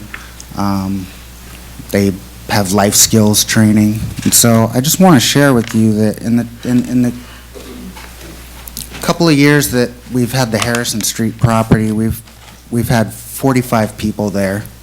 10 are there currently, and some just moved out, and 5 more will come in pretty soon. We currently have 1 small child living there. We've had 4 children there over the 2 years. We've had 8 individuals who are over 60. The average age of the person that stays there has been 45. 36 people have exited that program, and of those, 30 of them have exited to some sort of permanent housing situation. And to the best of my knowledge, the vast majority of them are still in that housing situation. I don't have an exact number, but I would say at least 28 of them are still housed and are likely to remain housed. And that's an 83% success rate in that program. And so if people are concerned about people living there and the building, those are the folks that are going to be living there. And we take really good care of our properties, and so I hope you will consider that when making your decision. Thanks. Thank you.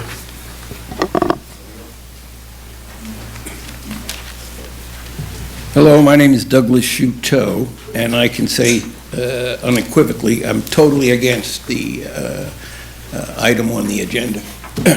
I'm not against the hospitality center. I'm not against the wonderful work they do. I'm not against helping the homeless help themselves. I'm not against doing anything but we can to help people who have mental problems. We all want to help other people. We're not discussing that. We're discussing, is this the right place to have it? That's very simple. It's nothing against these wonderful people doing this wonderful work. So I want to make that very clear. And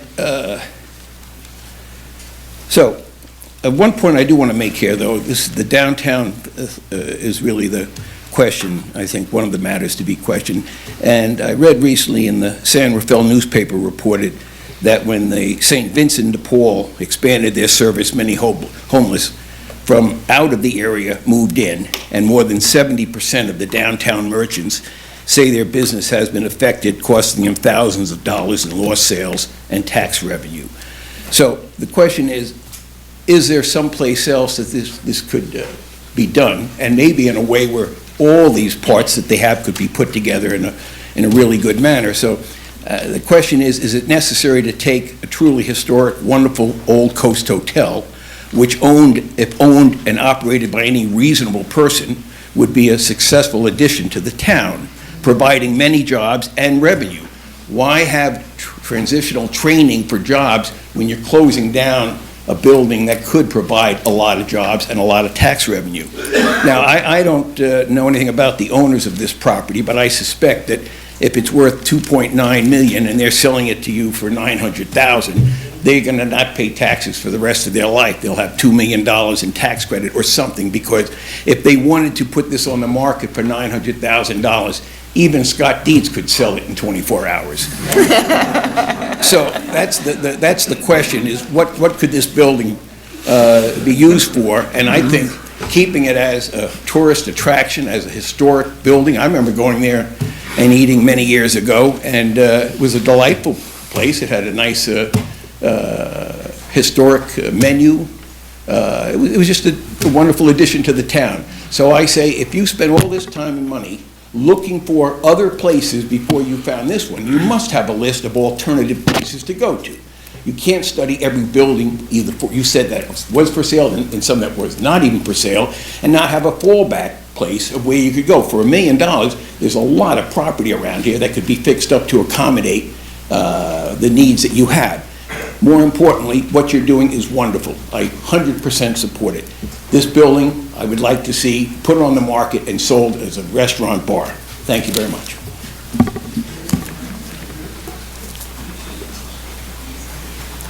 There is no pen to sign your name. Thank you, Jeff. I'm not. My name is Dan Fowler. I'm the pastor of the First Presbyterian Church of Fort Bragg. I've been on the board of Hospitality House for approximately 6.5 months. And there are a few things I want to say. The first is, the last time I was in the Old Coast Hotel was in January of 2003, when my beloved Oakland Raiders finally made the playoffs. And I went and had onion rings. That's the last time I remember the Old Coast Hotel being open. So to suggest that this property, which has been around for all of these years and has been for sale for all of these years, needs to be sold to some commercial realtor or somebody who can make a profit, I think is absurd. The second thing I will say is, I am amazed in the 7 months that I have been part of this board how wonderful all of the properties that they currently manage are. And I will say this, I think Matthew 25, 31, 46, which is, for me as a pastor, important, says that Jesus says, whatever you do or do not do to the least of these, or do or do not do to the least of these, you do or do not do to me.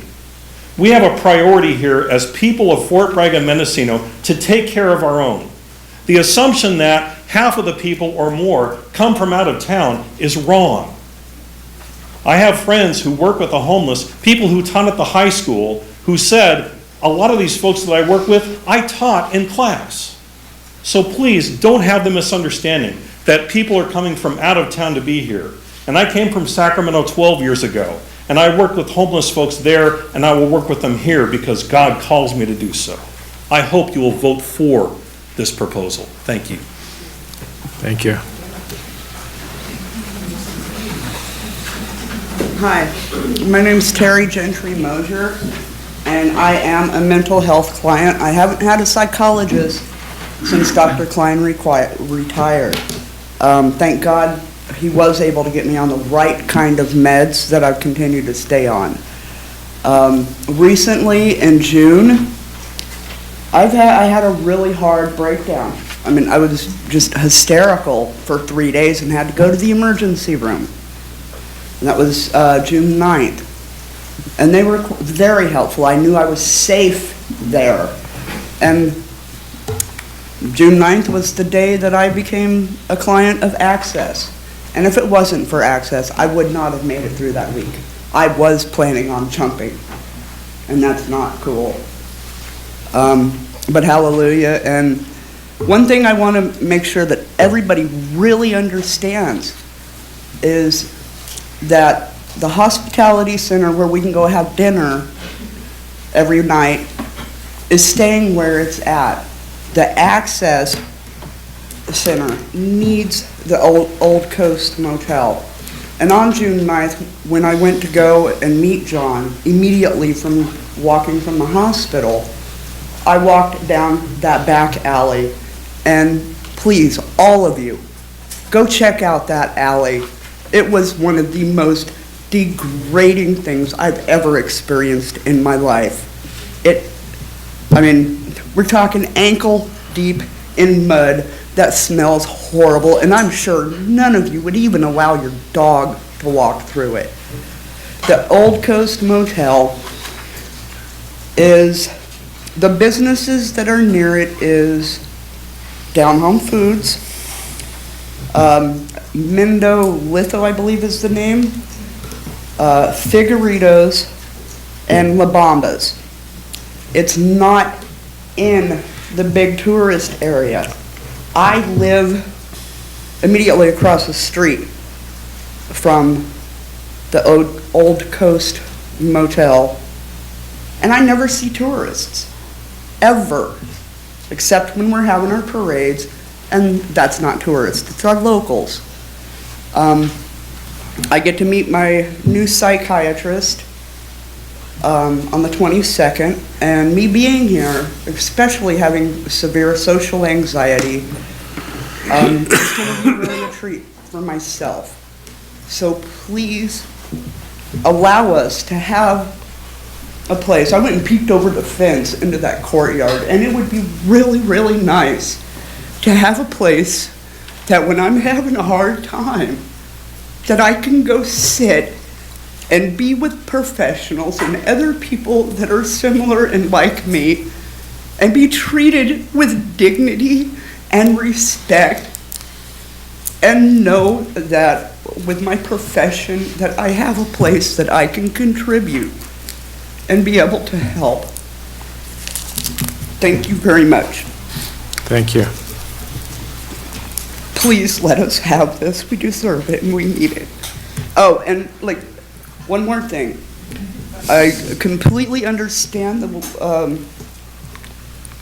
problems with the icky people in front of Purity. And there's several of them. And the people thieving. There are seasons that what us on the streets call the travelers come through. And a lot of them are just really nasty, icky people. I do know that our local authorities are working on getting a handle on the wet-brained alcoholics, the meth heads, and the heroin junkies, and I really appreciate it. And most of us that are clients of Access and the Hospitality Center are aware of it, and we do try to help and contribute to make a difference. Thank you. Mayor Turner, I would like to be put on the books. I can't get over there, but I would like to be after the last person that's in line. I wasn't going to say anything, but I am now. So whoever's Sure. last. Can we bring a mic to you and make it easy? We don't have them. I don't need a microphone. Okay, we got a mic right here, so. I will wait my turn. Okay. Let me know when it's your turn. I'll watch. Thank you. Judy Valido. I wish we had have known about this a little bit sooner, so when the rumor mill started, we would have had plenty of time to ask questions. Number one, I've been through the hospitality house and the transitional housing, and no one can deny that this group keeps their property beautiful. The grounds outside as well as the inside. I don't think that's even a question here. I think the question that people should be asking is, how much more can Fort Bragg take? I know since the place shut down over in Ukiah, and I don't usually argue with pastors, but I am going to argue at this point, there has been an influx of people coming that don't have the services in Ukiah to Fort Bragg. How do I know this? I've seen it, and I read an article by Anna Shaw that says, in the meantime, the coast, now with the only county homeless shelter, has seen an upturn in homeless people from inland, as recorded in sign-in sheets in the Hospitality House and Hospitality Center. It's sad that it has to be that way. I also know that to be considered a local here and to be in the books as a local, you only have to be here for 2 weeks. That's it. Like I said, I don't think the property is the question.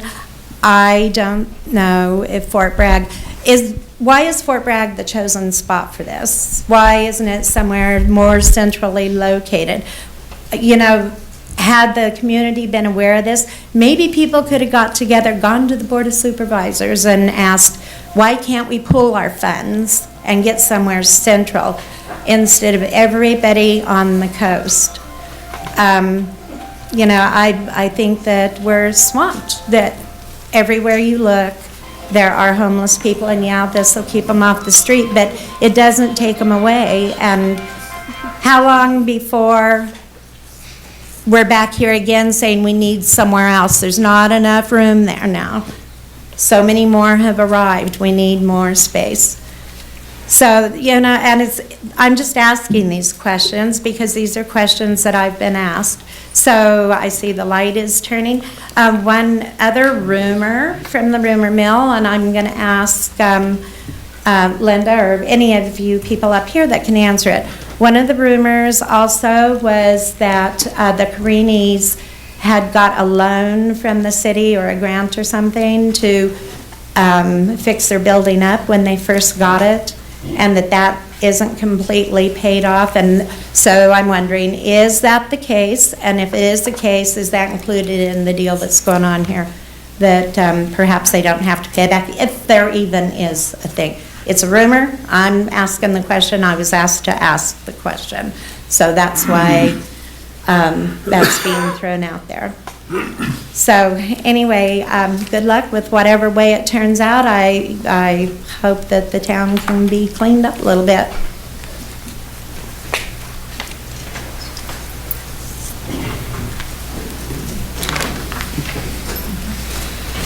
Christina Affinito, and I also praise the work that the Hospitality House has done in our community here, and they are a very valuable asset to our community. I would like to bring up the fact that the old social service building wasn't looked at, or not that we know of. It's available. It's a rather large building. Okay.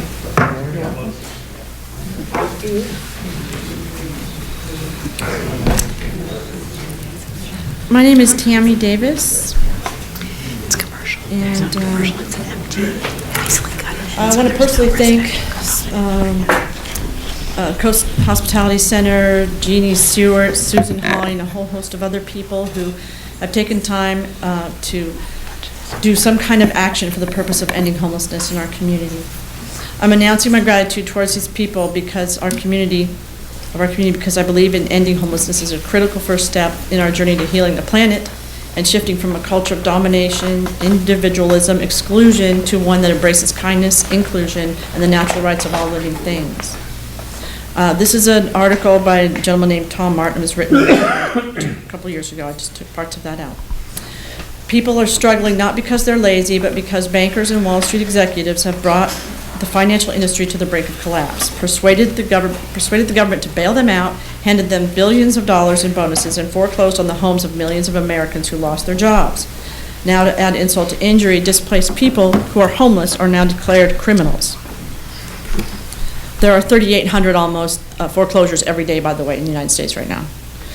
Being poor has officially become illegal. If you are truly in the streets poor, you'd better not be caught sitting, sleeping, asking for money, or even loitering, or you could end up in jail.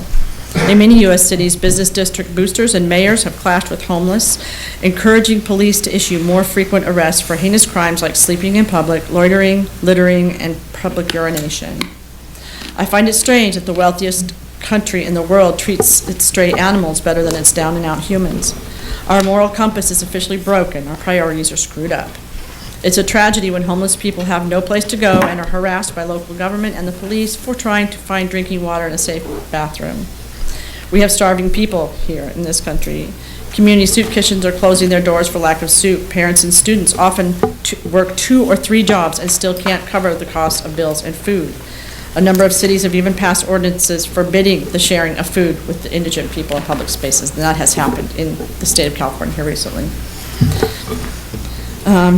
Ginny Stewart, in her book, wrote, and she's a local, her book is called People Like Us, right here, writes, people who experience homelessness are individual families. They're old, young, sick, healthy.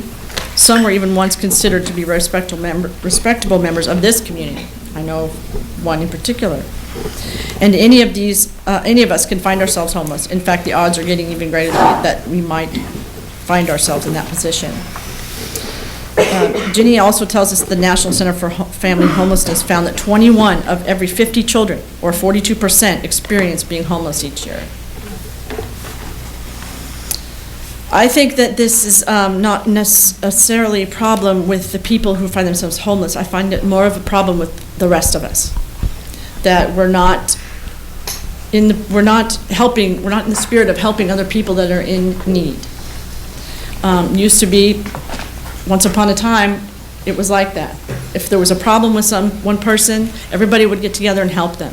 And that was our insurance. That was what community was. And I really feel like we need to get back to that direction. We need to reconnect with and care about the well-being of our neighbors. We're facing crises today that require us to leave the isolation that we've become accustomed to in our daily lives. Sitting in front of the TV, driving alone in our cars, even if it's someplace that's so close we could walk. Tammy, if you could wind it up. I'm about done. Okay. Walking distance, and we're among other people. When we're among other people, we have a cell phone stuck to our face or our eyes fixed to a display screen. We need to engage with our neighbors and create things like food gardens in our neighborhoods, downtown areas. We need to develop cooperative businesses and create sharing mechanisms so that we can wean ourselves off of the compulsive consumerism of disposable products that we do.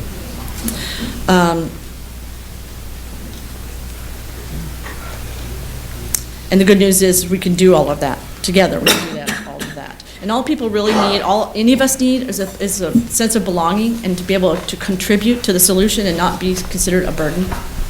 And I think we all should think about that and try a little harder. Thank you. Okay, my name is Elaine Ball, and I wasn't going to say anything, but somebody kind of angered me, chipped my character. I am a Christian, and I do the right thing, and I believe that we need to help. I like the integrity of the Old Coast Hotel, and I don't doubt for a minute that Anna and Linnell would do a great job. But one thing is not being mentioned, and the lady that just spoke, she's putting little rose-colored glasses on it and putting the responsibility on me, as you, and Dan, I understand, but the place that the strip mall where the mental health is now, one of the reasons they're in the alley is because of their behavior. The things that they were doing is one of the reasons they did the back door. I do know what they were doing to the businesses. So those things need to be We need to speak about that, not just the rose-colored glasses. And I will help those in need. But there are too many that choose not to do anything. Pepper ran over a gentleman that decided to get drunk laying on the train tracks. Pepper thought it was rags. If it had not been for his dog, the man would have been run over. They took him to the hospital. The hospital kicked him out. He was so obnoxious. The very next day, he was drunk and on the railroad track. You know, we do help. And I just want you guys to know that we are out there helping. And I don't want my character pinched. I am a Christian. Thank you. Sir, been here. Yeah, it seems to keep disappearing. Leave that one there.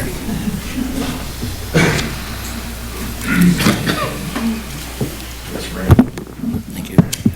Frank Cassian, Ellison Way. You know, I've listened to a lot of this rhetoric that's been tossed around about we've got to help these people. And I'm sorry, I grew up in a household full of addiction, dysfunctional attitudes, and I don't know where a lot of you people get your ideas that these people are helpable, or that can be helped.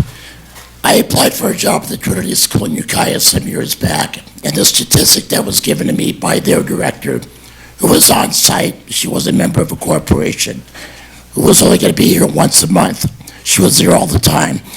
And that is, you know, you can do this job helping these people, these troubled people, and out of 10 years of work, out of 10 years of working with these clients every day, 5 days a week, if you touch one lousy person, you've done a lifetime worth of work, all right? Now, we can grow all we want about how we're helping these people out. I don't know where your office is. I'll grant it's probably not in Fort Bragg, and I'll bet it's going to take phone call after phone call to connect to them in the middle of an emergency. It's the second part of what I've got to ask about. What's the ratio of qualified medical personnel going to be for these clients? All right, is there going to be somebody on hand in case somebody has an accidental overdose? Is there going to be somebody there in case somebody goes through a psychotic reaction as a result of not taking their meds? You know, my thought is this, and Christina touched on it right away. We have an institution building, a building that's set up to be regular industrial type building, sitting right down at the corner of North Harbor and Franklin. Why the hell we're not utilizing it is beyond me. We're talking about the difference between a building that's set up for helping people out and a building that's loaded with 100-year-old redwood. All right? Whatever type of icon you see the Coast Hotel as being, it's still ours. It's over 100 years old, and it has no reason to be treated like a way station for homeless and addicted personalities. It doesn't need to be that. And, you know, security measures, another nice thing about Franklin and North Harbor, it sits right around the corner from the cop shop. It's right there next to the hospital, next to social services. Nobody has to walk halfway across town to get what they need. All right, the clinic is right there. Everything is right there for them. Why are we looking halfway across town to put these people? I, for one, don't want to see a poster child go up for some corporation that's going to save the world for us. It's not our job. As it is, our merchants are being held hostage by having a drunk list of people they can't sell alcohol to. All right, you have to show your ID to buy a lousy beer. That's not our responsibility. It's not the merchant's responsibility. All right? Somebody has to be accountable, and it certainly doesn't have to be the citizens of Fort Bragg. Thank you.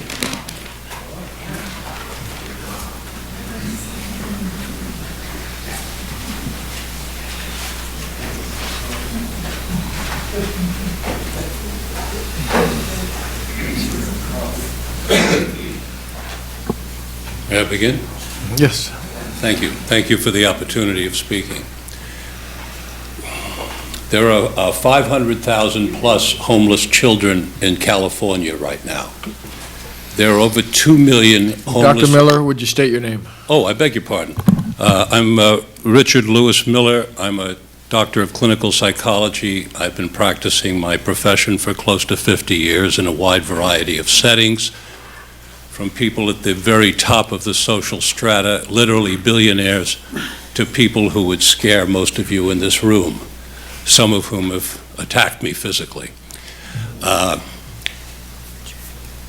So over 2 million homeless children in the United States. This is coming from a socioeconomic stratification. It's coming from a group at the very top who are sucking up so much of the money in historical amounts that the amount left for everyone else is shrinking. When the amount left of the pie for everyone else shrinks, people at the bottom of the pie have to suffer. That's how it is. So if the group at the top have moved from owning 22% of the country to owning 40% of the country, it leaves 60% for 99% of the people to eat from. So what's happening here is happening all over the country, I hope. I'm very proud to be in this community that this is happening here. Whether you agree or disagree with what's going on, we are putting in the time of our lives about people who are less financially fortunate, and I am very heartwarmed by that. Because if you believe in God, I don't think God differentiates between people who have more or less money when it comes time to join wherever God is. That couldn't possibly be. And to clarify, we had a meeting here a few years ago. I think one of you, Doug or Dave, chaired it, of the homeless. It was on the homeless in City Hall. And one of the things I learned at that meeting was a woman stood up and she said, I managed a center here, an RV center, and there were 100 or more RVs. And I had such a great job that I invited my daughter to come and help me. And my daughter came, and we had a great job. And then there was new ownership, and they fired us. And I was out on the street with my daughter. Now, this was a regular middle-class person teaching us that she was just a regular person, but didn't have a lot of money saved, like most people in this country, by the way, are within 3 months of being broke. That's on record. And she, were it not for the Presbyterian Church, would have been out on the street, and she told us that. And what that said to me, and it was an eye-opener, even with all my experiences, what that said to me is the folks that we're talking about tonight and this possible transitional housing, they're not your folks under the bridge that are so scary. They're not the folks walking down the street that would intimidate, that Tom Homer talked about, was concerned about his market, that they stand there. They're not the folks who would scare you, the lady who owns a Purity Market. I don't want you out of business. Where else could I get my umqua macadamia except from you? I'm sorry. Oh, whoever, I beg your pardon. No, I just spoke about Purity. Well, all right, excuse me. But what I'm saying is they're not going to harm your business because these transitional people are not the same people, and that's what they can teach us. Just like all of us are the same, but we're different, people at the very low of the socioeconomic strata are also different. Some of them are potentially dangerous. The police can tell you who are more or less, but I think that the officer told us. And there's no evidence from around the United States that people who just lost their jobs that need transitional housing commit more crimes than anybody else. They have dignity. They wouldn't go in front of your store and start to make a mess. They don't want to do that. Then they'd be seen as people who make a mess. And from an economic point of view, there's evidence from around the country that doing things for these people in transition saves the city money. How? Less use of the police, less use of the fire department, less use of emergency room services. Fire departments around the country are being used as hospitals because the poor will go there if they're on the street, if they can't get into the ER. That means the firemen are tied up.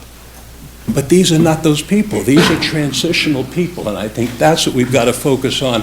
What the reason for the meeting is tonight is about a transitional group. I think it's about... And so, if I may, I don't think that's proper right now. I don't mean to be rude. But he said we shouldn't do that. And so, in summary, I have the good fortune of being able to live anywhere in the world.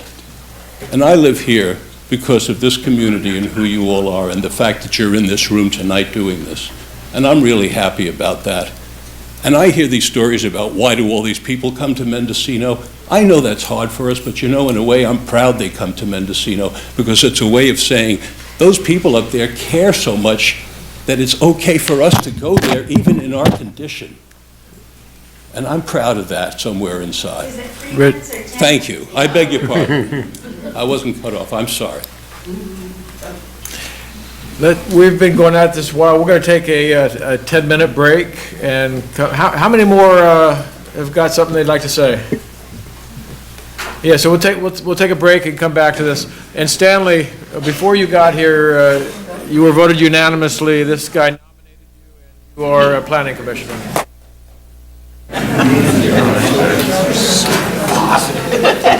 Looks like plenty of room to sit anyway. Oh, Mike's recused. I was waiting for him. Yeah, no, he's. Hey, this was not I was waiting for Mike. That's right. He's not allowed in here. Okay, well, we'll call us back to order and continue with the public hearing, and whoever was next is next. Hi. My name is Paula Pearlstein, and I've been listening all night, and I'll jump on what everybody else has said. Hospitality Center and Hospitality House are invaluable to this community, and I agree they need more space, and it's horrible working conditions where they are on top of each other. I don't think the issue is that they're doing a good job or not, or how well they maintain their properties. I think the issue is the location, and it's my understanding that's what you're voting on tonight is yes or no on this location. And I am totally in support of them. I would join a committee and help scout locations, but this is already a congested intersection. There's already not enough places to park if you bank there, or if you shop anywhere near Oak and North Franklin Street. There's already a lot of foot traffic there. I just disagree with the location. I love the mission. I totally agree. I just would say, please don't do this to the merchants and the people that shop there downtown. I do not think it's a good idea at that location. Let's find another location and do this.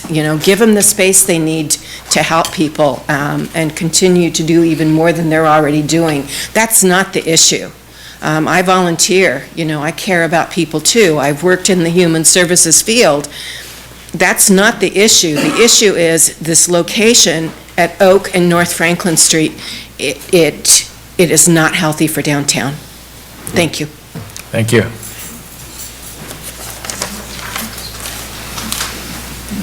Hi, my name's Carrie Hutchins. I have a little bit of a unique perspective in that I haven't been here for 20 years. I've been vacationing here for a while, and about 2 years ago I came for the summer and I never left.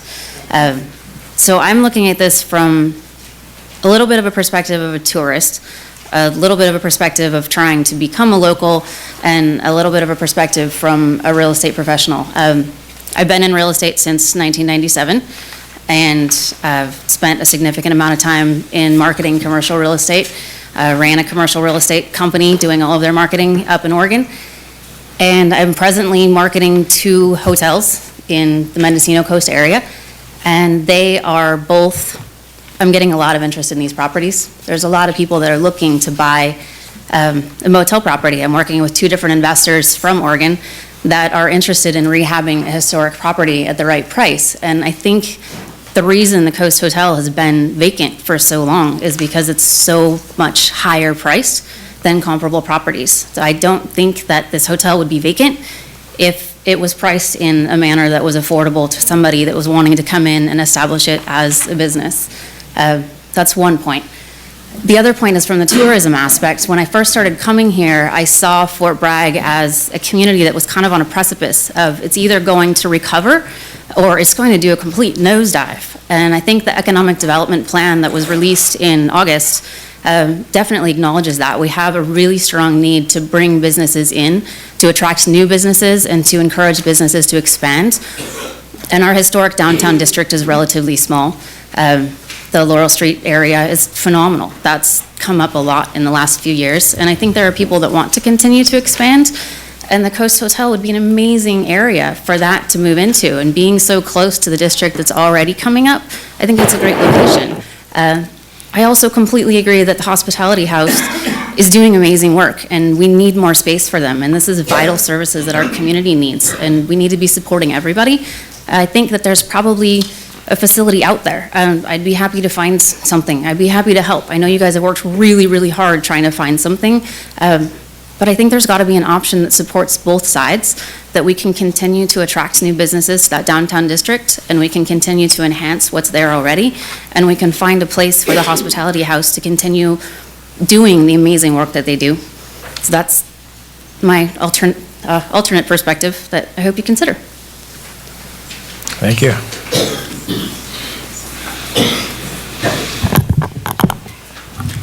Greetings, Mr. Mayor, Council, Eric Dwyer. I had a meeting with Michelle Friday, had some questions in regards to this process of the Coast Hotel. First off, turning the historic whorehouse into a homeless shelter, that doesn't really bother me, but the age and the upkeep of the future cost of such an old building is a bit of a concern. My main concern is with the Afinitos in the back room, speaking to them, they were not fully investigated. I would hope we can look a little further into that. I would request possibly tabling this for a week or two to maybe looking into that. Because the social service building on the Afinitos own, which is vacant and zoned for this type of situation, which is essentially case working and making sure people are on drugs. Other than that, that's the essential of it. The homeless shelter aspect is not going to change. It's currently at the McPherson Street property. Whether that can relocate, another issue at hand. I would like to see that investigated a little further. Thank you.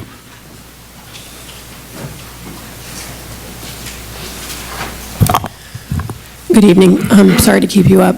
I can't stay away from the Monday night meetings. I'm Meg Courtney, former council member. When I first heard about this project, I was definitely against it because of the location and because of everything you've said. So that's been said against it so far, but the more I looked at it, the more I thought, well, the first of all, when I was against it because of something I haven't heard talked about, which is why I wanted to speak tonight, which was the bar. It's a beautiful bar, and I remember being in that bar when it was open in the early aughts, and actually I had to go to that bar to see what was happening when they hit the planes for 9/11. We don't have a television, so I remember going to that bar, so it sort of has a place in my heart. And it's a beautiful bar, and I thought, oh no, that bar will be gone, and it's an historic bar. But the more I've thought about this and talked to people and have found out there's a place called the Delancey Street Project, I think it's in San Francisco, where actually it's place for transition housing like we're talking about here, where people actually learn a trade. And I thought that bar would be a perfect coffee shop right on the corner. People that are living in that place could be trained and get jobs and make money.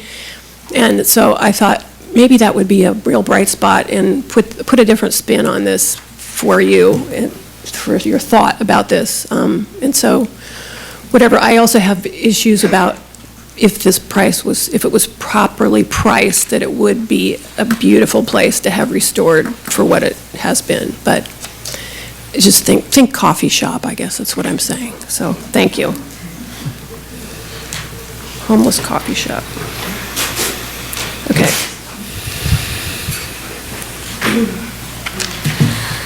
Hi, everyone. My name is Erica Peskin. I'm meeting almost all of you tonight. I'm new to the area. I'm a new resident to the area. I've been a tourist here before, so like the previous speaker, I have kind of a unique perspective on what it could possibly mean for tourism, what it could mean for the homeless, because I'm also a social worker. That's my background. And I'm also a nonprofit founder, a recovering nonprofiteer. And as somebody who has run nonprofits in the past, I understand the mixed blessing that a donation like this can be, because it's at the discretion of the donor. You don't have the option to negotiate with the donor. The donor pretty much dictates the terms, and my understanding is that this is a privately owned property, so, you know, it's not up to us to decide how much or whether it's even for sale for another purpose. Anyway, so as a tourist to the area, I don't have any, you know, meaning attached to the property. I don't know, it doesn't mean anything to me other than to hear how beautiful it is, and the idea that people who have nothing could be treated with dignity and respect in a beautiful space is actually extremely powerful to me. And I also just want to acknowledge all of you for coming out to make your feelings known. Community engagement is really inspiring, and I'm glad to now live in a community that has that. So thank you, whatever your opinion is. It's really incredible to see all this. And the main thing that I want to say is, it sounds like they have done their due diligence. They've looked for properties, they have looked for options, they have looked and looked and looked, and there's a dearth of property, as anybody who has been on this coast for like 10 minutes knows. There's a dearth of affordable property, and there is a great amount of need. The need is not going to go away. You know, there have been decreases in services, decreases in funding. Even I, who have been here for a very brief time, know that. So the question is, what kind of community are we? You know, what kind of community have I moved to? You know, do I live in a community that wants to serve the people who need help? You know, this is the proposal that is at hand. The social services building, which I interned at, you know, I don't know, several years ago when I was interning at Child Protective Services, is a shell and needs a lot of rehab work. They can't afford that. They just can't. So this is the option at hand, and I highly encourage you to help the people that they are serving. Thank you. Thank you.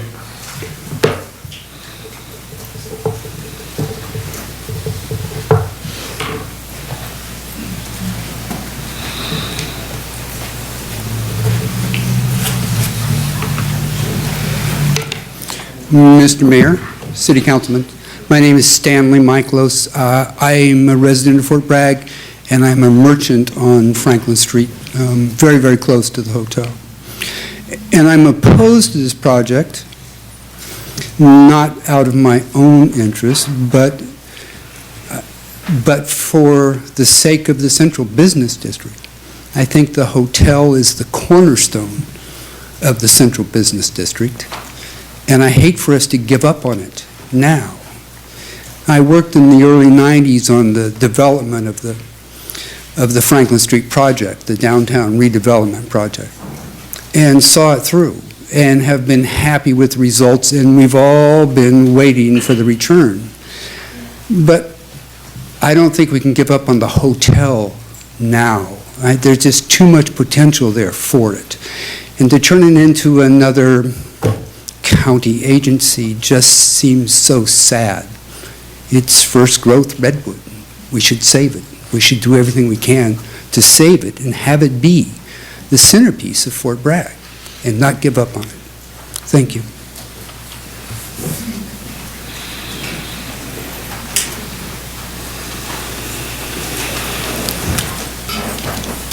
Mr. Mayor, council people, my name is Jerry Thomas. I'm the Treasurer, Chief Financial Officer for Mendocino Coast Hospitality Center. I would make only 2 points this evening and really underscore what the lady preceding me said. Point number one, we can't pay rent long-term. It doesn't work. We have to own the property, and simply because rent is a fixed expense, if you own a piece of property, it's a manageable expense. The rent has to come from county grants. We don't know where the county grants are going to come from. Rent is not a long-term viable option for Mendocino Coast Hospitality Center. Point number two, the reference to other properties being available, Gentlemen, I've worn out shoes, and we've worn out realtors looking for properties. This has been alluded to, this matrix. There is nothing else available in this community right now that we can afford that meets the criteria that are established for us. There is none. Now, tomorrow something else may happen. But we worked as hard as can be imagined, turning over every rock that we could to find something. This actually just fell in our lap, literally fell in our lap. We could not afford this were it not for the generosity of the owners.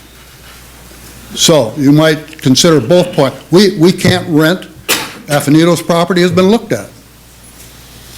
The price, the rent that would be involved, we can't afford.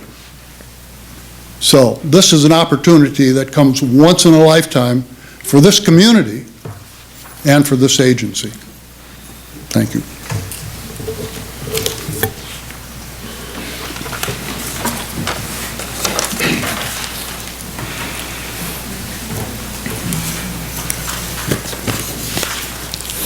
Hope that's the last page.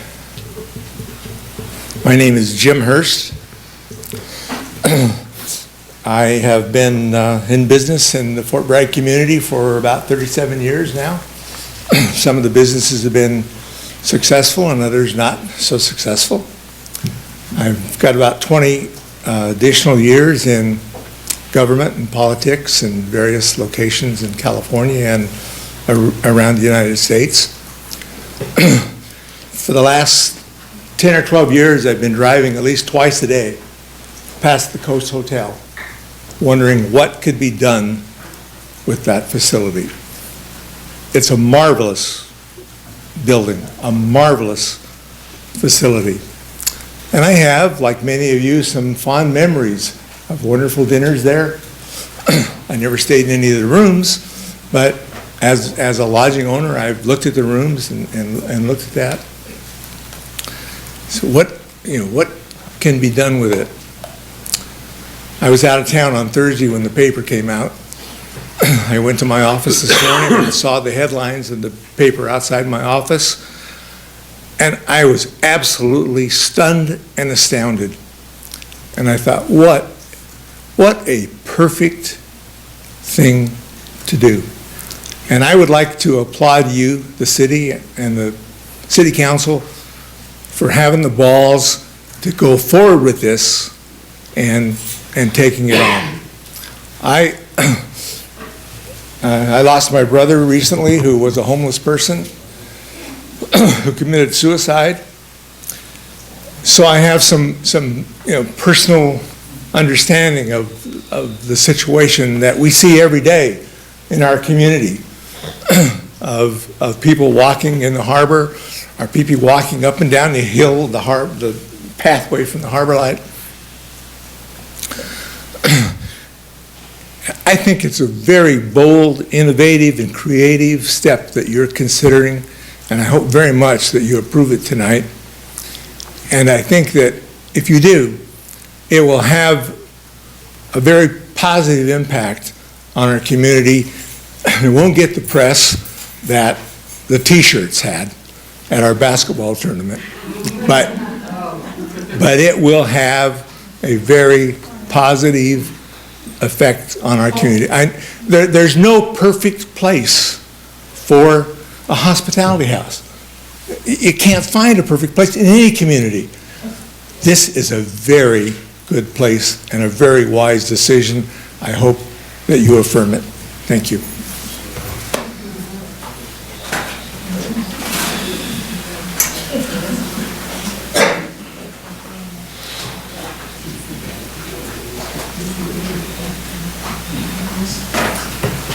Hi, Mayor and City Council. My name's Tracy Housen.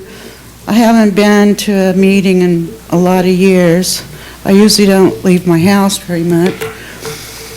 I tried to stay at the hospitality house many years ago, and I couldn't stay there because I hadn't signed up on time.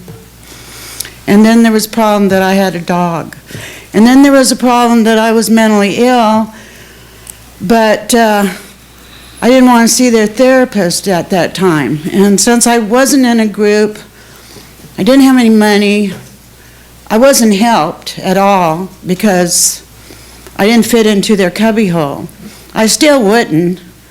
Now I live on my Social Security. I did work for solid waste.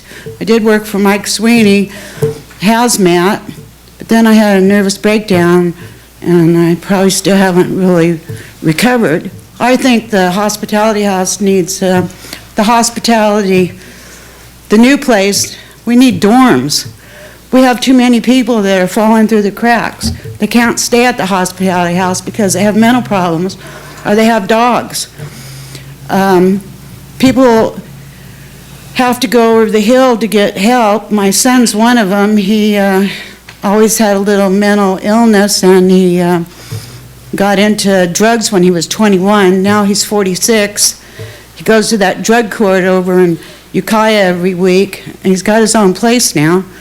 He's been kicked out of every place in Fort Bragg by the police, and there's many people out there like him right now that don't have any resources here in town because they do drugs or they do alcohol or they have an attitude or they can't talk to anyone, and people are getting turned down at the hospitality house unless you join in the program. What's happening to all the people that can't join the programs? The people that walk this every day through town, up and down the hills with their dogs, in front of the businesses. Where's the outreach? Where are the people going out there to help them? I just think that location is just a real prime location, and they say 5 transitional rooms or housing or apartments. Is each one of those going to have kitchens? How are they going to divide the huge kitchen amongst the transitional? I really think that we need dorms more than we need 5 transitional housing beds. There's just so much of our community that's not being touched. And I am a good person and I try to help a lot of people, but a lot of them have been homeless for 25 years and they're just starting to get homes now. There's not enough apartments. I understand that when you do go through a hospitality house, you can get vouchers for rent, even though there's 3 years vouchers. Usually takes 3 years to get an apartment.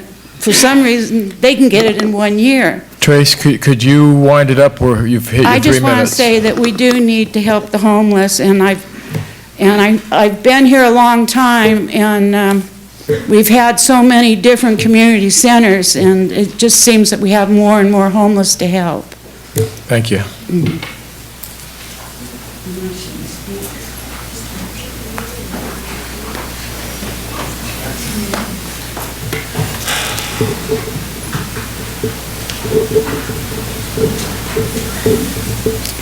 Mayor, Council, thank you for your time. First of all, I would like to applaud everybody with the Hospitality House and all the work and effort they put out to help these people.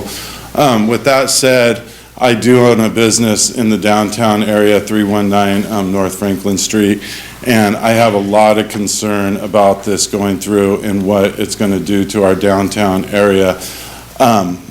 My business has almost been open 7 years, and we struggle to keep our doors open every day, and we have to deal with people that are sitting on the benches and that are around. I've had local people and tourists voice their concern to me about the safety of being in that downtown area shopping many times. I feel for Purity and what they go through and many of the other businesses in this downtown area. And I have a lot of concern if this goes through, what it's going to do to our downtown area, where those people are going to be going, where they're going to be congregating at in this area. I do agree that something needs to be done. They do need a location to offer these services for the people. I don't know if it is in this downtown location that you guys are looking at now. Some people have said that they don't agree that that is in the tourist area. It's right next door to our movie theater, and I know our tourists are going and watching movies when they are here and visiting. So I just hope when you guys come to your decision this evening that you guys do take all the local businesses in that downtown area that you look at us and you do feel for us and have those concerns that we do have. And please, when you make your decision, just think about us and all the work we go through and all the people we are dealing with and the safety of our employees. Sometimes I have had some of our female employees voice to me that they don't always feel safe working downtown in that area with people that are wandering around, people that step into our shops weekly, every day, especially when it's raining and coming down, people getting out of the rain, trying to get dry, and the safety of the merchants down there, that has to be a concern. Thank you, Council. Oh, Chris Chamberlain, sorry.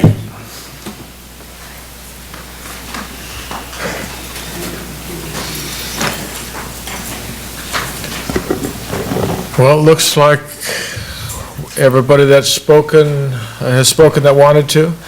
So at 8:52, I will close the public hearing and bring it back to the council. Okay, well, I guess I'll start. I don't know who it was that said you can please some of the people all the time and all the people some of the time, but you can't please all the people all the time, but that certainly applies to what's going on here tonight. I feel that every person counts. There's a saying there, but for the grace of God go I. So I know that there are those in our community that do need help, and I've always felt that is the responsibility of government to help people that do need help if we can. I toured the Hospitality House on McPherson Street on Monday, as I mentioned. Very clean. They serve a need. I know some of the board members and met some of the board members, including Pastor Dan Fowler. I'm a member of the Presbyterian Church, and I know that he definitely is one clergy member who really does probably more than the average clergy person to follow that message that he talked about to help those in need with his work at the food bank and the Hospitality House. They have a great staff. I was impressed with Anna. I was impressed with Paul.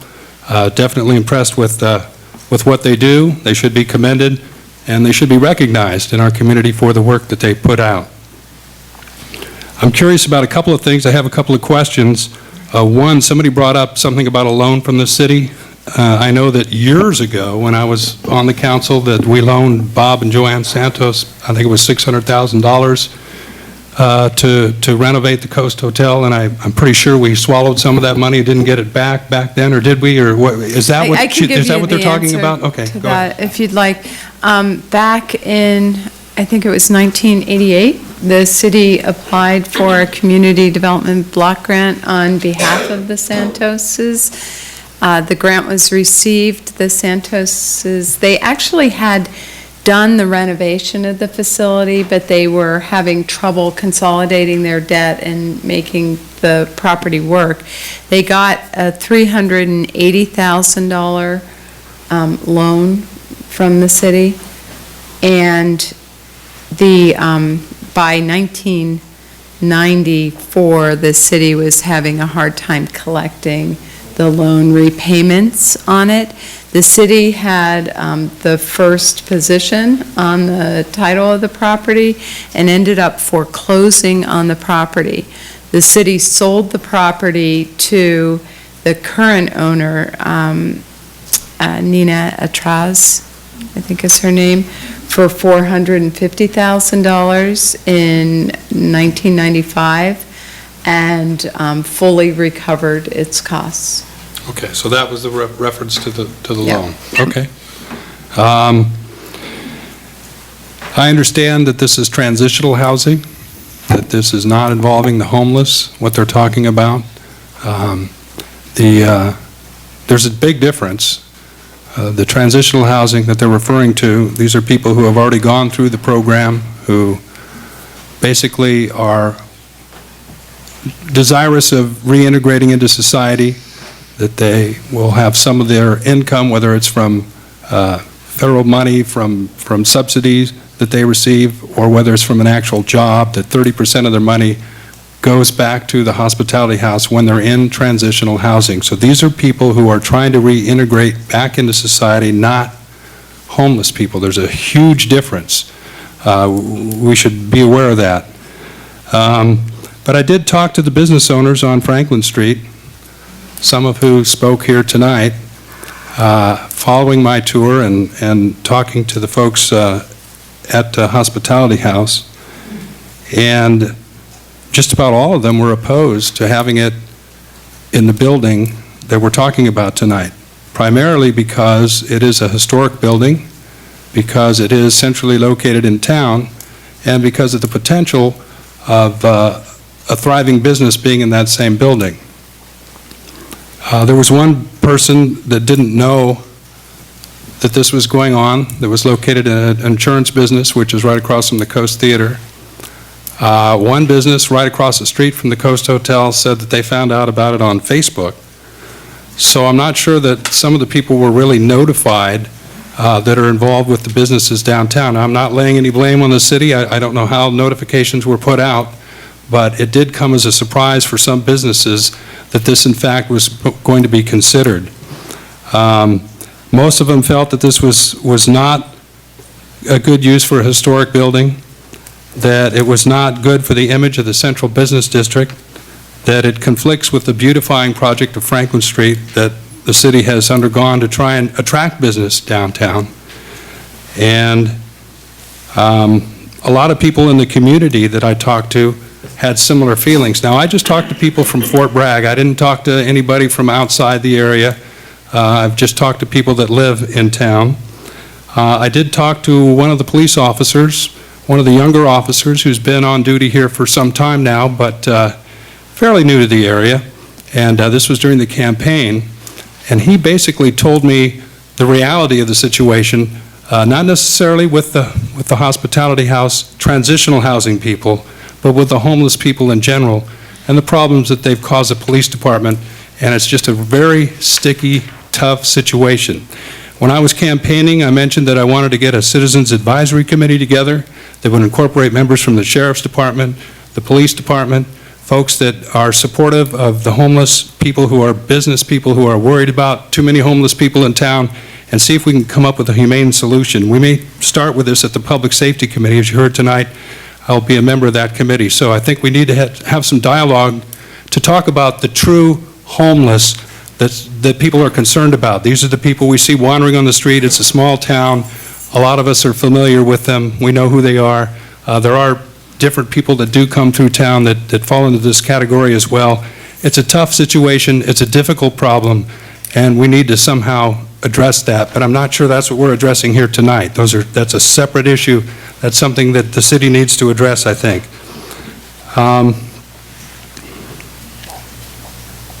One of the problems with this is that we can't control human nature.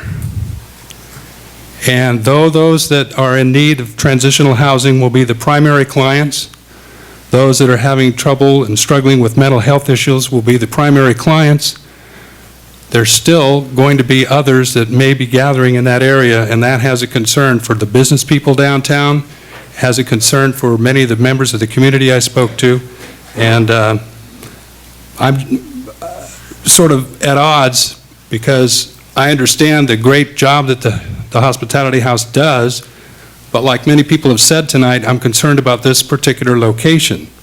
Now, one of the locations that people were talking about when I spoke to them about the issue this week was the old social services building up there on Franklin Street, on the south end of Franklin Street. And we're wondering what could possibly be done there, that, had they looked at that, and I assume they had. The property owner here tonight claimed that they hadn't, so I don't know that they were talked to or not. Question I have for staff, does the CDBG grant money have to include transitional housing, or can it just be offices? And does it have to include transitional housing? Yes, it does. Okay, so that answers that, because that would take a lot of work to turn that building into transitional housing. I'm also concerned, I think one of the reasons that other business owners haven't taken an interest in purchasing this property and revitalizing it into something that is a hotel and a bar that would bring some TOT tax and also some sales tax into town is because of the price. And that was mentioned, I think, by the young lady that's sitting over there. 2.9 million, and Scott might be able to address this better than I because he's a real estate agent, but if the price were 1.2 million or $900,000, my guess is there would have been somebody who would have jumped at that opportunity and tried to move in there. So we don't have, at this time, we could possibly ask the Hospitality House, although they've basically said that they've looked for property throughout town, there's still a window of time to perhaps find a different piece of property. But I have to represent the people in this community, and I have to represent those who I've spoken with and those people in the business area downtown.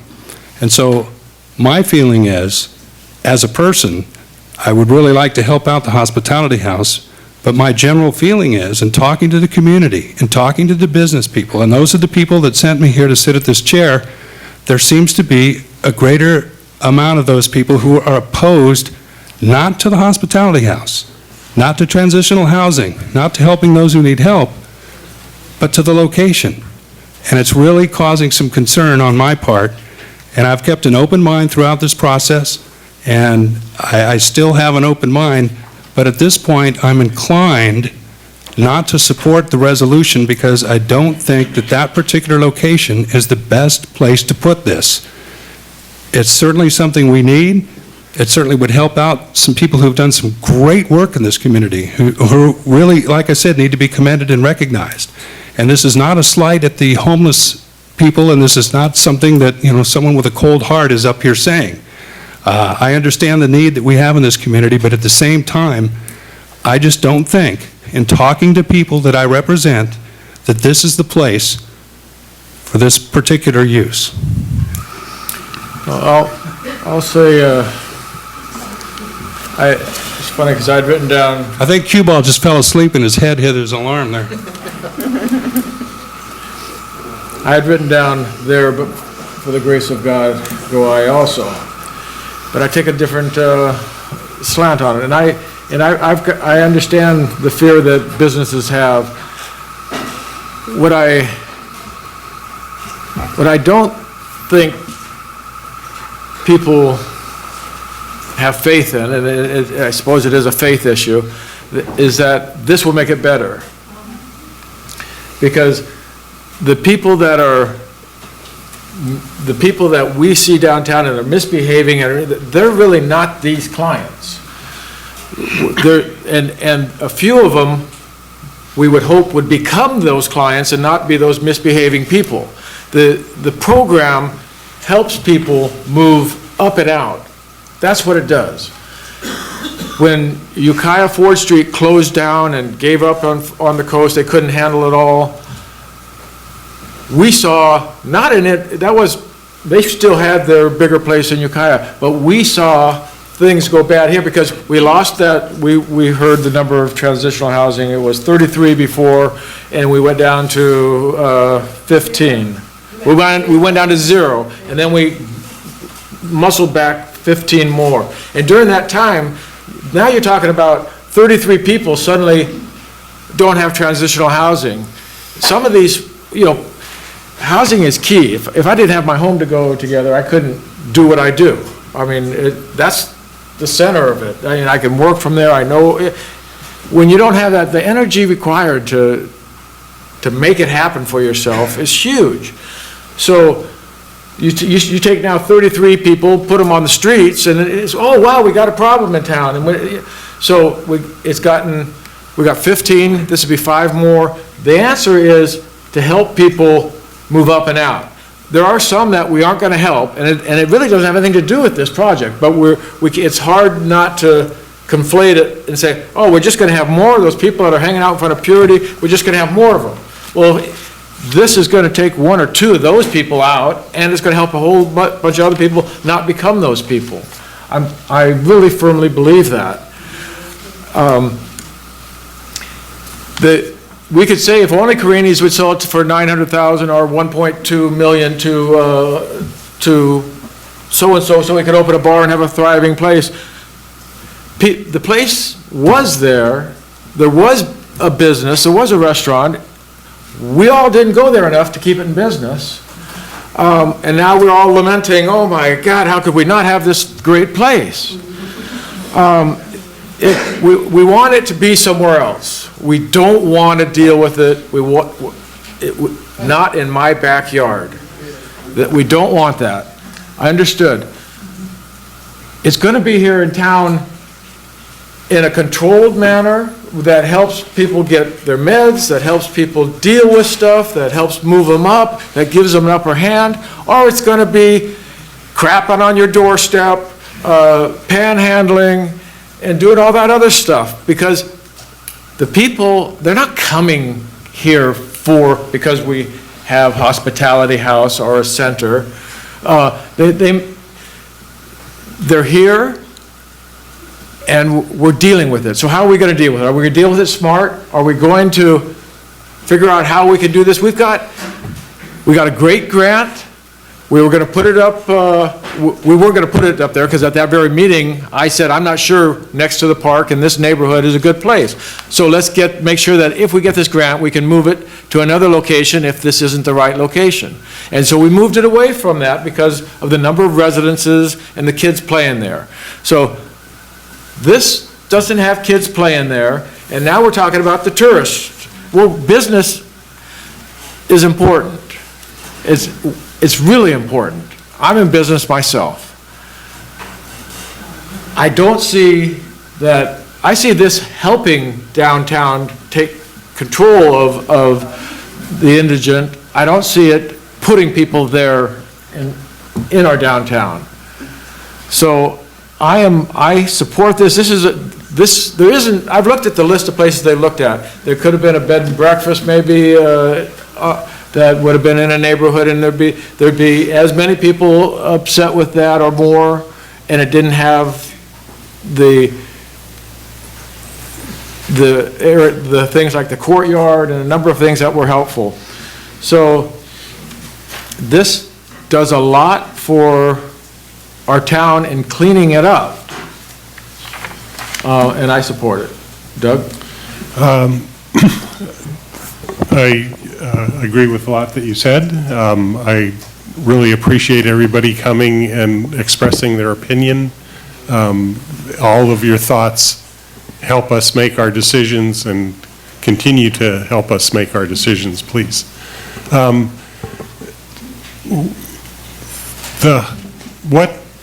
The services that are proposed at this site are services that help the problem that the people who were expressing worry about this project seem to be worried about, from my point of view. That the danger isn't that we have these services in our community, the danger is that we don't have these services in our community.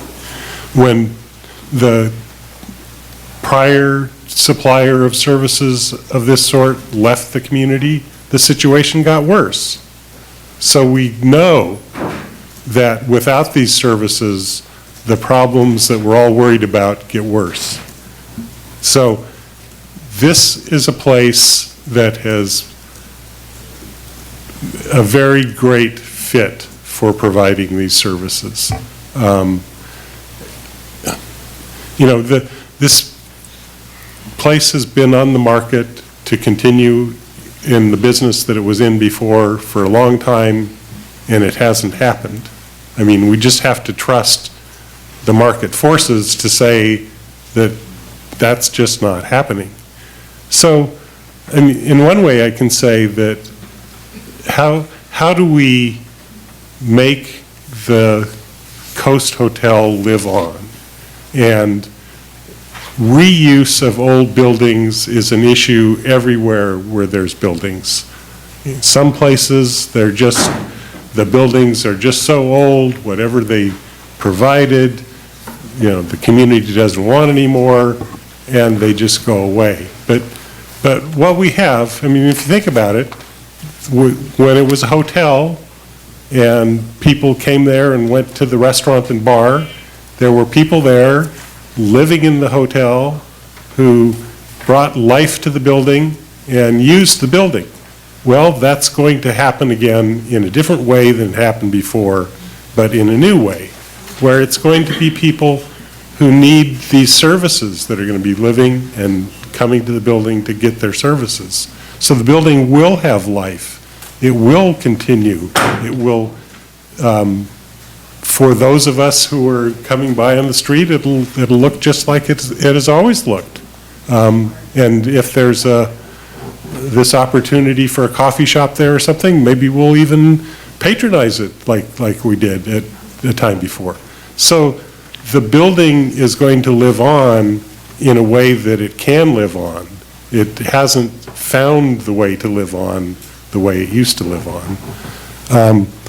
But coming back to the hospitality center and the services they provide, I mean, this is an organization that we're very fortunate to have in this community because they do very professional work. They are very well educated at the issue that they're addressing. They approach it from a knowledge-based decision-making process and do great work.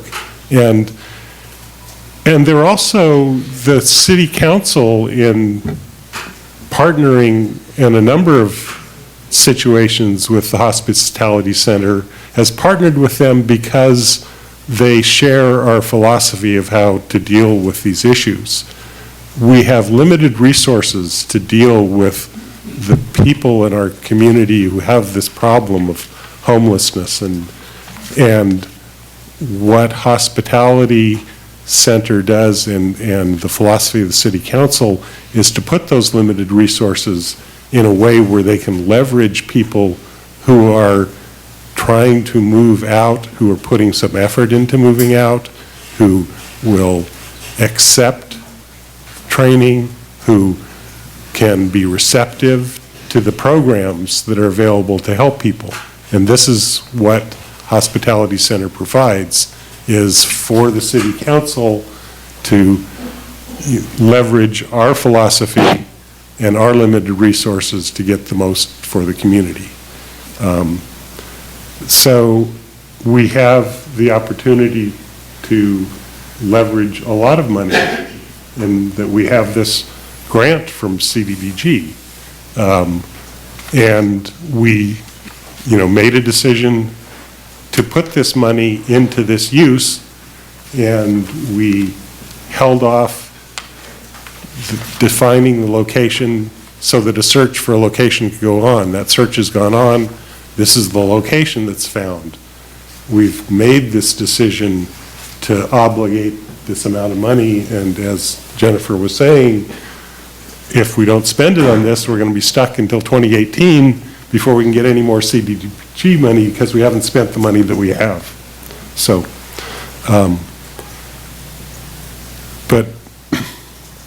but I really do believe this is a very great location for this process. I'm hearing the fears of not the people that will be using this facility, but of some other people in the community that are being conflated with the people who will use this facility. The people who are using this facility aren't those people that you're talking about that are harassing people in front of Purity Market or wherever it is.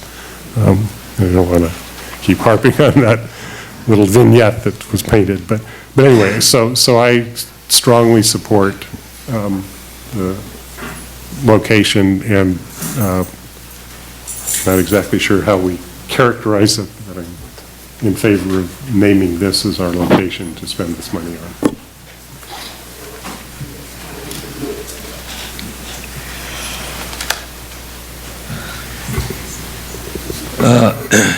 A mentor of mine one time said, do something every day that scares you. Well, I think I'm probably using up about a month worth on this issue. As my good friend Doug said, even I could sell this property for $900,000. I've worked with the owner before. I've listed some of his properties, and I can tell you that he would keep that building empty for quite a while rather than to sell it outright for that amount of money. He doesn't want to lease it as a restaurant and hotel. I've approached him with that myself before. He won't do it. He's a willing seller. He wants to contribute to this project. In a way, it's somewhat a property rights issue. It's zoned for this. If somebody walked in with the money that the grant has got, private money, we wouldn't have any say in this project at all, because they could just walk in and do what they're doing. Some of the concerns that came up, for instance, parking, I think that if it was a hotel and bar, I think the parking would be a lot bigger of a problem than it's going to be. The people in the transitional housing don't have cars, which makes it, pretty convenient for them from their point of view to be able to walk down to an organic food store, to be able to walk down and rent a video, to be able to open a little savings account across at the bank across the street. The police department doesn't see any special problems with this location. And a biggie for me is I really do think it'll improve our mental health services. I can see now you might get, somebody comes in for help, and one department might say, well, why don't you go down to mental health services, it's over on such and such street, and they leave the building and they never go there. They forgot where it was, they don't know how to get there. This way, if they come in for one service, somebody can say, well, I want you to go across the hall and talk to the mental health people. So I think the fact that it's all in one building is really going to be beneficial.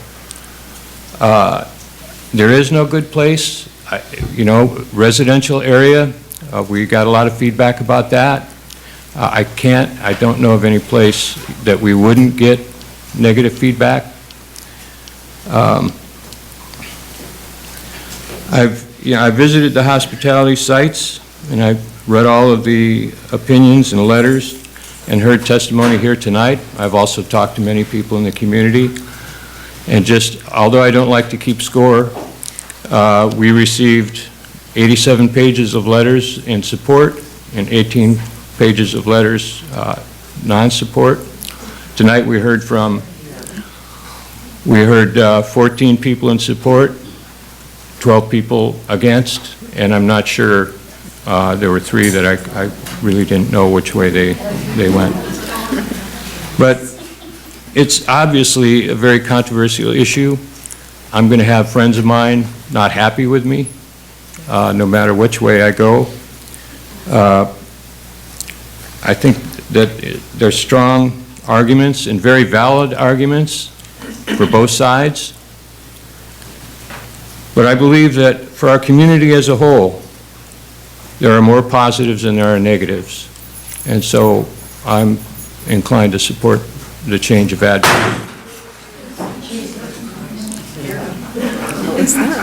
And I'd also like to commend the community for coming here tonight and being so respectful of each other and stating their opinions without getting, out of line. I really appreciate everybody showing up and doing that. May I ask a question? We're doing this here at the council level now. Okay. So let's see, we have a resolution. So I will move the resolution.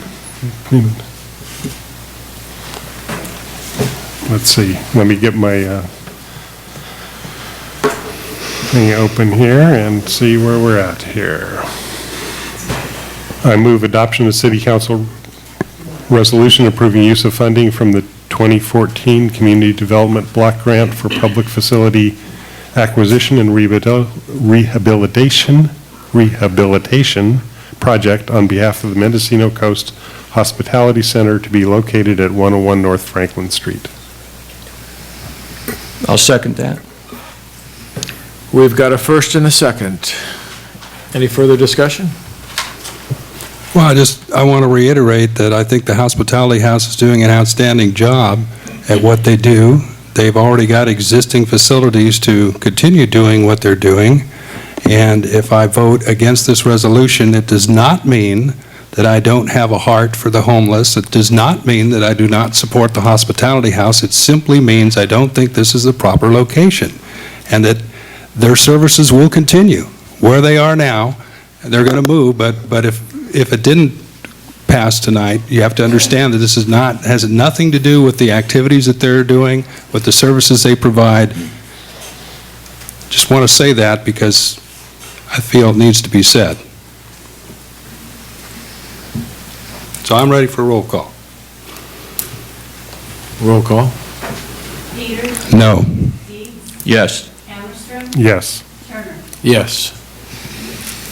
All right, let's take a 5-minute recess, and thank you all for coming and for expressing yourselves. All right, 9:30, we'll call the council back to order.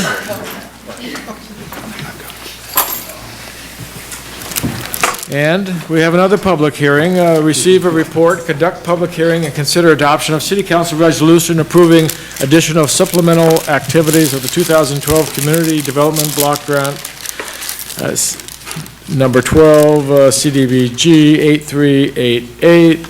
Jennifer, are you doing this? Will you promise to make it much, much quicker? I personally think this is a really easy one, but I'm not voting. So we came to you in October because this Community Development Block Grant program changed the way that we deal with our program income. Program income is the funding that we get when people pay off old CDBG loans, whether they're business loans or housing loans. And in the past, CDBG let us hang on to that money until we had a nice big project to spend it on, and we could spend it on any eligible activity. Now we have to spend everything we have first before we can get reimbursement on any of our open grants. And that's effective July 1st. So as of July 1st, we have the opportunity, in order to deal with this, they're going to allow us to amend activities into our open 2012 grant and into our open 2014 grant, which we don't even have the agreement yet, but it's in progress. The prior decision was part of that progress. So for this item here is regarding the 2012 grant. We came to you in October with a list of potential activities that we had asked for from the community, and you gave us direction to add, there are 8 activities listed here. The last 2 are sort of just in case we get extra money, but you, in this order, asked that we add the senior center commercial kitchen rehab, the food bank overflow freezer purchase, the hospitality center solar system, the food bank electric pallet jack, that's to move food around, project sanctuary building safety improvements, hospitality center floor replacement. Those were the 6 main activities you wanted to put into the 2012 grant. We have enough money to do those things. And then if extra money comes in, we would do slip line installation or a housing rehab program. Since then, CDBG disallowed the slip line project. I didn't agree with it, but they also tried to disallow the senior center activity. We didn't agree with that. We fought back hard on that one, and I got a call Friday from them saying that they'd made a mistake and it is eligible. So we are allowed to do that one, but we won't be allowed to do the slip line one.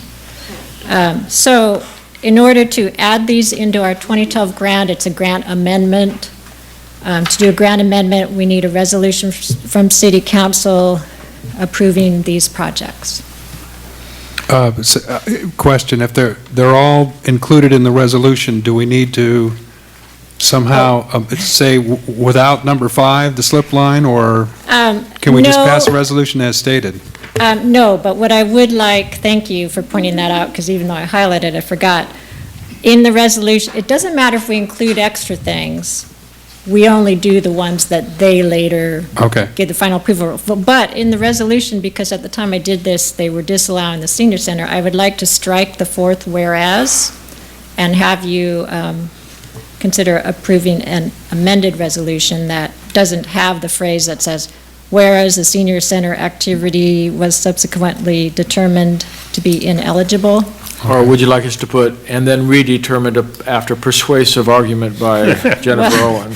And they're going to actually issue a management memo, which is how they correct their errors, and it should have our name at the top, because the distinction was they weren't allowing any senior center that provides services to seniors age 60 plus.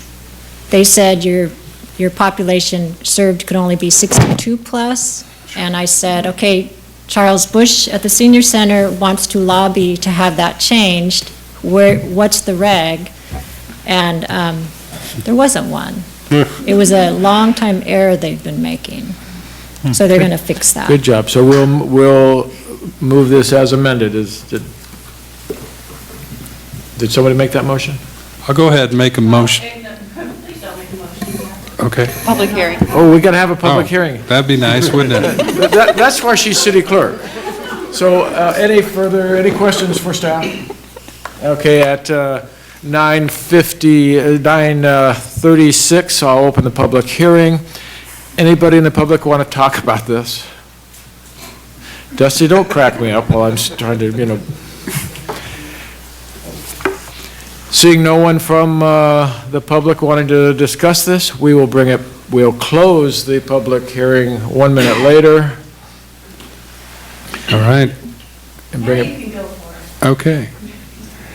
I'll make a motion to adopt resolution of the Fort Bragg City Council approving the addition of the supplemental activities to 2012 Community Development Block Grant number 12-CDBG-8388 with the omission of the fourth whereas as amended. I'll second that. We have a second. We have a first and a second. Any further discussion? Cindy, can we have roll call? Peters? Yes. Chimolino? Yes. Dietz? Yes. Hammerstrom? Yes. Turner? Yes. Thank you. Is that our first unanimous vote? We've had a couple. Okay. The Plan Commission. Planning Commission. All right, we have one more public hearing, which is to receive report, conduct public hearing, and consider adoption of the City Council resolution certifying the subsequent environmental impact report, adopting California Environmental Quality Act findings, and adopting mitigation monitoring reporting program for Phase 2 of Fort Bragg Coastal Restoration and Trail Project, and 2, City Council resolution approving coastal development permit amendment, CDP 1010-1414, design review amendment, DR 1110-1414, and use permit USP 1114 for Phase 2 of the Fort Bragg Coastal Restoration and Trail Project. Maria, I'm guessing this is you. Big surprise, right? So our last leg here, we're on to the final Phase 2 of the Coastal Trail Project. No leg jokes. No leg jokes. Well, you were good. I didn't even think of that. That's funny. It must be subliminally in my brain. So as you mentioned, this is for Phase 2 of the Fort Bragg Coastal Trail Project, which is the middle 24-acre mill pond area.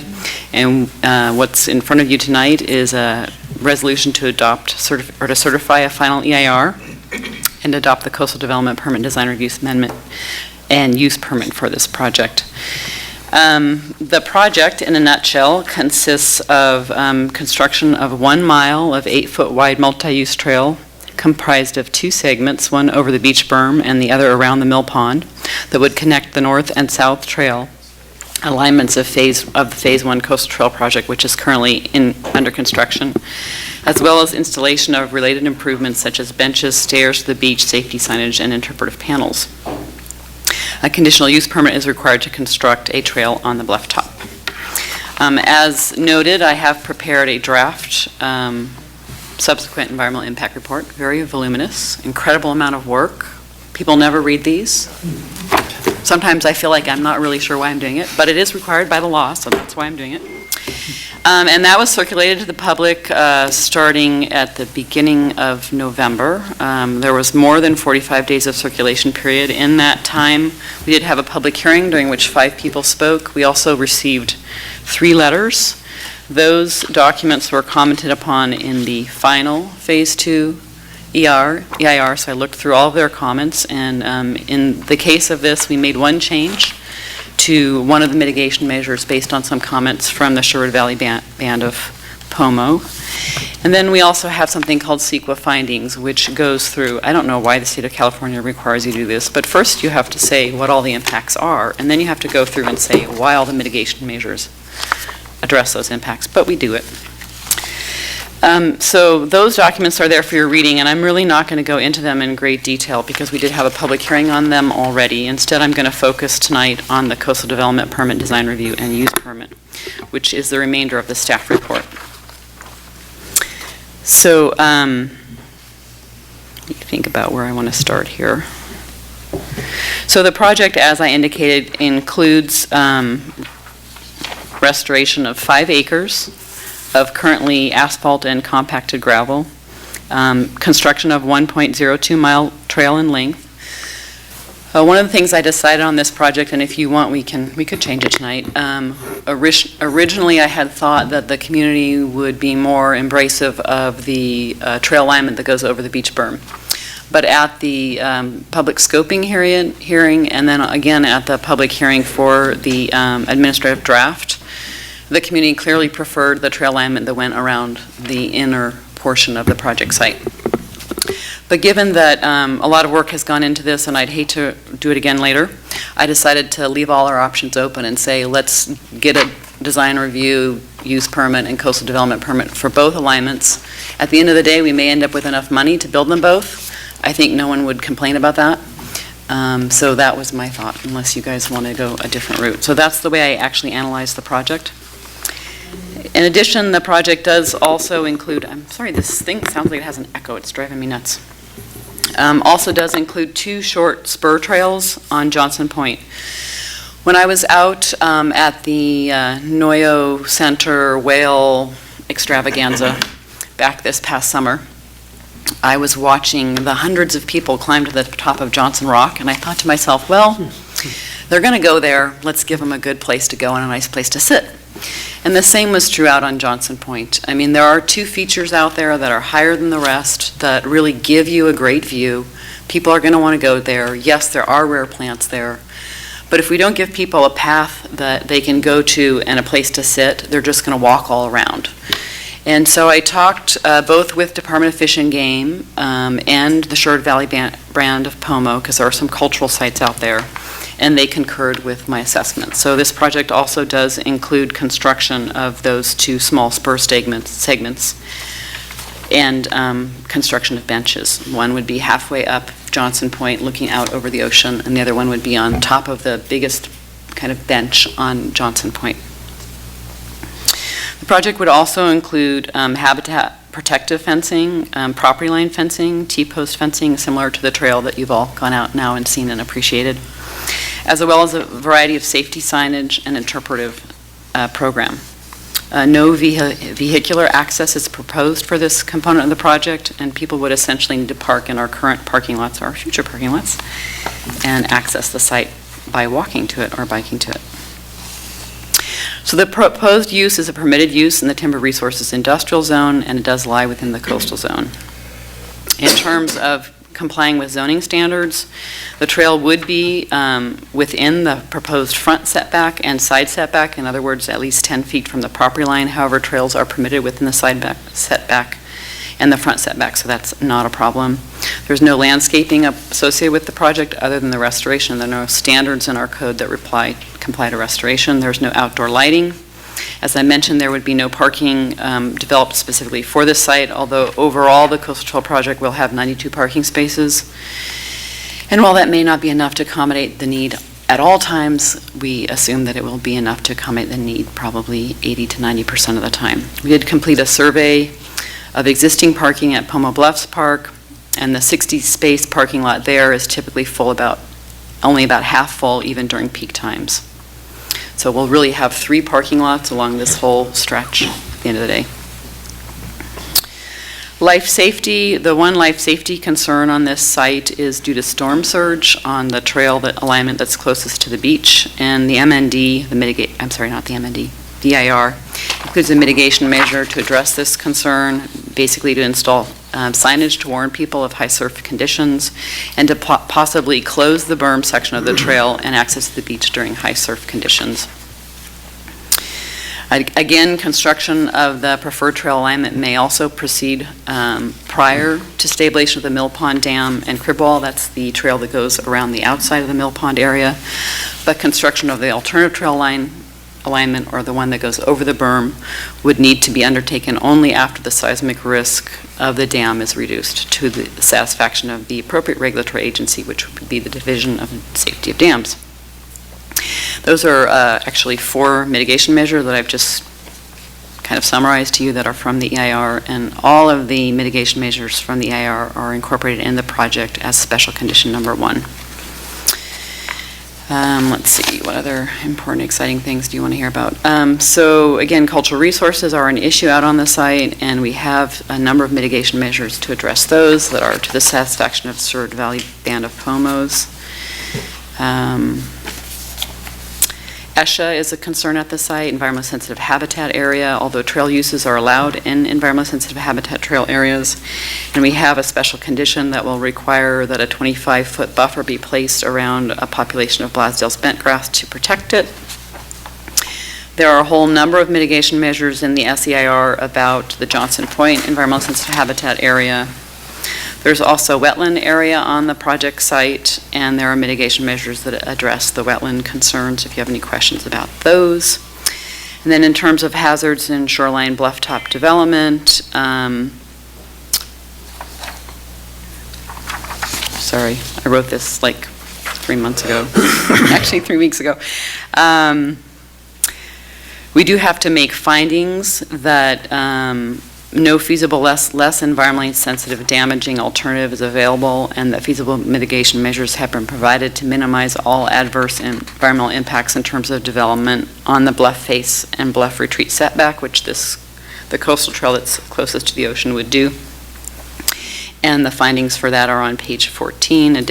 Essentially, we looked at all the environmental impacts, and this is the least impactful alternative. There are no less environmentally damaging alternatives, and it is feasible, so those findings can be made.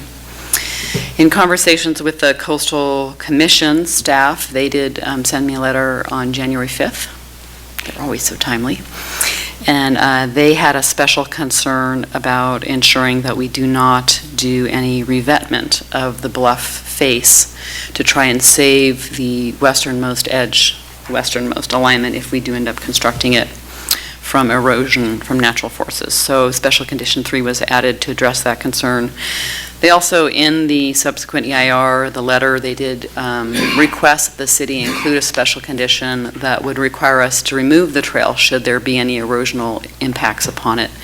And I did not include that as a special condition, although we can add it if you want. My feeling was that the city needs to have the flexibility to reroute it if that's feasible, rather than removing it if there are any erosion impacts to it. Can you tell us, or at least me, what is revetment? Sure, revetment would be like putting concrete up against the bluff edge, or putting riprap out to try and keep erosion from causing the bluff to erode. Right now, that beach berm is totally revetted. I mean, it's covered with riprap, so it just means we couldn't add more. Couldn't keep going. We couldn't keep going. Exactly. And you're saying that they possibly could close the entire coastal trail if erosion is occurring, but you would suggest in a finding that we reroute it, but under the current... Yeah, so they, in a letter to me, they requested that we add a special condition that would require us to remove the trail if there was any erosion that caused damage. And I have not included that special condition because I don't think that it's appropriate. Right. And instead, because we should have the ability to relocate it or reroute it if that's feasible. Because it's going to be, $450,000. You don't just want to abandon something because there's a hole in the middle of it at some point in the future. So shoreline access, obviously this project provides shoreline access and won't prohibit the community to get shoreline access. We do have a couple of special conditions dealing with grading and erosion control and stormwater management. They're very standard. From a design review perspective, the fencing is minimal. You've already seen it out on the site. Site furniture will be appropriate. We are working with some artists to do the 2 benches that are out on Johnson Point. They're going to be amazing. So, but I'll make sure that they're not too big or massive so they don't offend anybody. Let's see, habitat fencing is all good. So environmental determination, we have determined through the final subsequent EIR that as mitigated, the project will not have any impacts that are significant. In terms of a fiscal impact of the project, we have a $450,000 grant that has been awarded from Proposition 84 State Parks. This grant was awarded, I believe, in 2012. They originally gave us 1 year to clear CEQA. We were not able to do that because we weren't sure what was happening with the mill pond remediation. I've sort of strung them along for the past year, and they really gave us the deadline of the end of December to get the end of 2014 to get the environmental cleared in order to retain this money. I worked as hard as I could to get that huge document done, but it took a little longer than I wanted, and so they gave me until tonight, midnight, to get a signed resolution over to them. Or they're going to take back their money. Well, you better hurry up. I know, exactly. So you were sweating it during that last meeting that went on and on. I was. I'm glad we didn't postpone this part. So far, we probably have about $10,000 of staff time into this project. That money will be reimbursed immediately once you certify the EIR and I send it off to them because I've actually already invoiced them for it. And that's it, unless you have questions. Questions? So all the findings we needed to address have been addressed, and all the Ts have been crossed and the Is have been dotted, and... To the best of my ability, and our lawyers have looked it over, so. Okay. So at an hour later, 9:52, we will have open the public hearing. Anybody want to talk about the central part of the trail? I'm sorry I didn't read your document. I'm sorry about your foot. And I already said congratulations to 2 of the 3 of you that were recently elected. Mayor, congratulations. The last time I was here, I was much too nervous to remember. You did mention the mill pond, and I did not hear you talk about the mitigation for that. You said at the last meeting afterwards that the trail wouldn't go by there until the dioxins were removed. And is that still the case? Well, you didn't state your name. Oh, I'm sorry. My name is Sue Boker, Fort Bragg. I'm sorry. I'm sorry, I'm not allowed to answer questions from the audience. They have to ask them to me. Yeah. Go ahead. We're not allowed to have back and forth. Yes, a mitigation measure is in the environmental document that would not allow construction of the project until the mill pond area is remediated.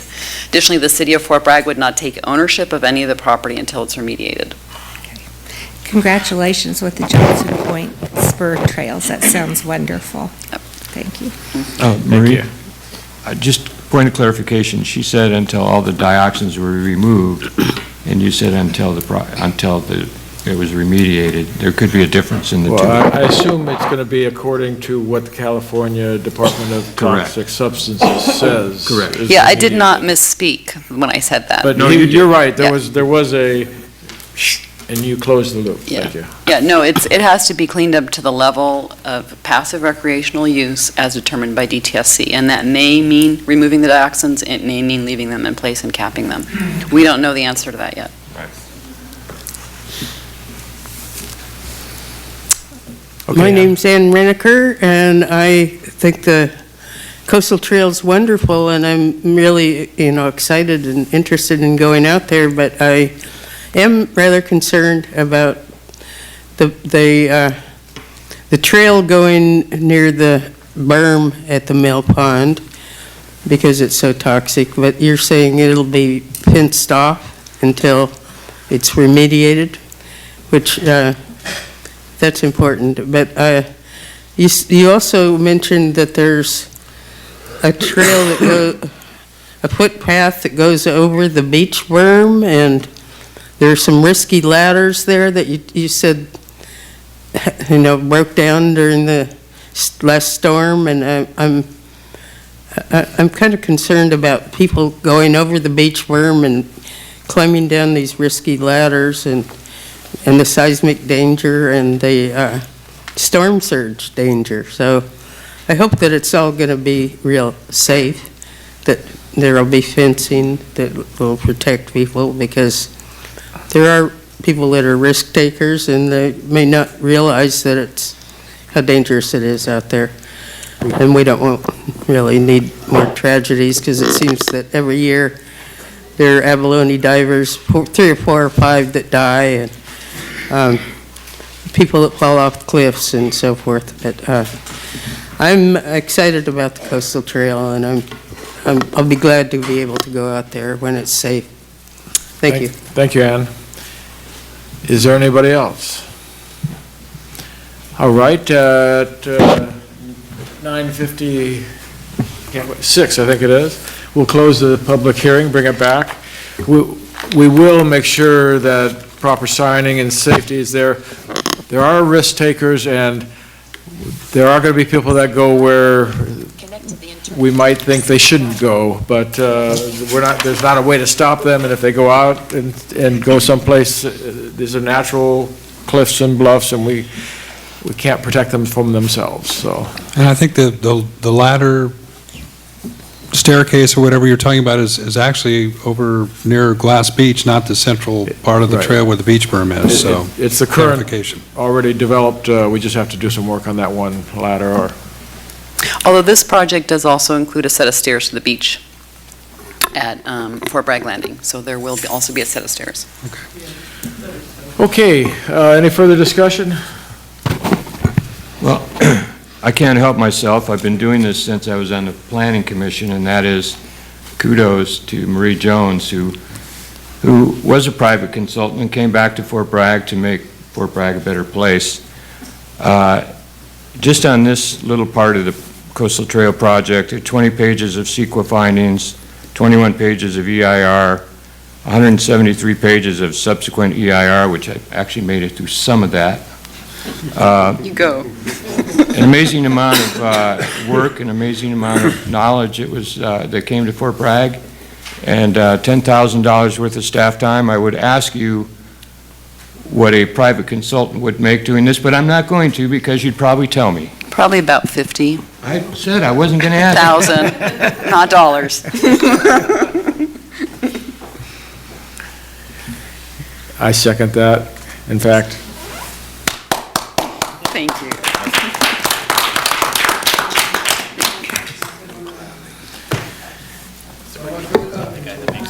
Well, and you have this, like, ownership kind of this project that is just, you're a government employee. You're not supposed to have that kind of feelings about your project. I'm a dog with a bone. Thank you for maintaining that attitude. I move that we approve the Coastal Development Resolution Permit Amendment, CDP 10. Wait. Do one first. Subsequent EIR first. Yeah. Okay. Or we'll be in trouble. All right. She'll yell at us. That wasn't the right order. Okay. Take over, somebody. Do the first one first. All right, I'm on the wrong page then. Right there is word for word. Okay. I move we adopt City Council resolution certifying the subsequent environmental impact report, adopting California Environmental Quality Act findings, and adopting mitigation monitoring and reporting program for Phase 2 of the Fort Bragg Coastal Restoration and Trail Project. I'll second it. we've got a first and a second. Can we have roll call? Peters. Yes. Chimolino. Yes. Dietz. Yes. Hammerstrom. Yes. Turner. Yes. We're ready for the second resolution before midnight? I make a motion that we adopt the City Council resolution approving the Coastal Development Permit Amendment, CDP 10-101414, Design Review Amendment, DR 11-101414, and Use Permit, USP 1114, for Phase 2 of the Fort Bragg Coastal Restoration and Trail Project. I'll second that. We've got a first and a second. Can we have roll call? Peters. Yes. Chimolino. Yes. Dietz. Yes. Hammerstrom. Yes. Turner. Yes. Okay. Now it's 10 o'clock, and by, I suppose it's law, we have to, we have to vote to continue on, or we could go I'll home. move So, that we continue on. I'll second that. all in favor? Aye. Okay, we shall move on. Okay, that finishes our public hearings. Under conduct of business, we already took care of 5A, so that brings us down to 5B, receive report and provide direction to staff regarding the Harbor Light Lodge public access easement. This is also me, different project, sort of trail-ish. So the easement is currently held by Colt, the Coastal Land Trust, and Colt is the process of dissolving and transferring most of its assets to the Mendocino Land Trust. So the Harbor Light Lodge public easement provides pedestrian access from the top of North Harbor Drive to Noyo Harbor.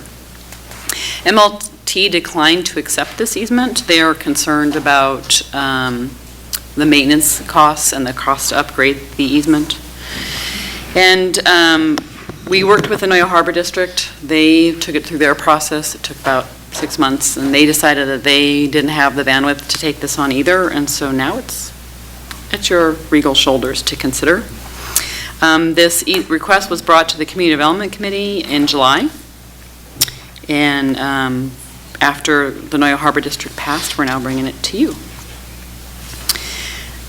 So what I did is I tried to kind of put this easement in context with the other easements that are out and could provide service to the Noyo Harbor area, North Noyo Harbor area.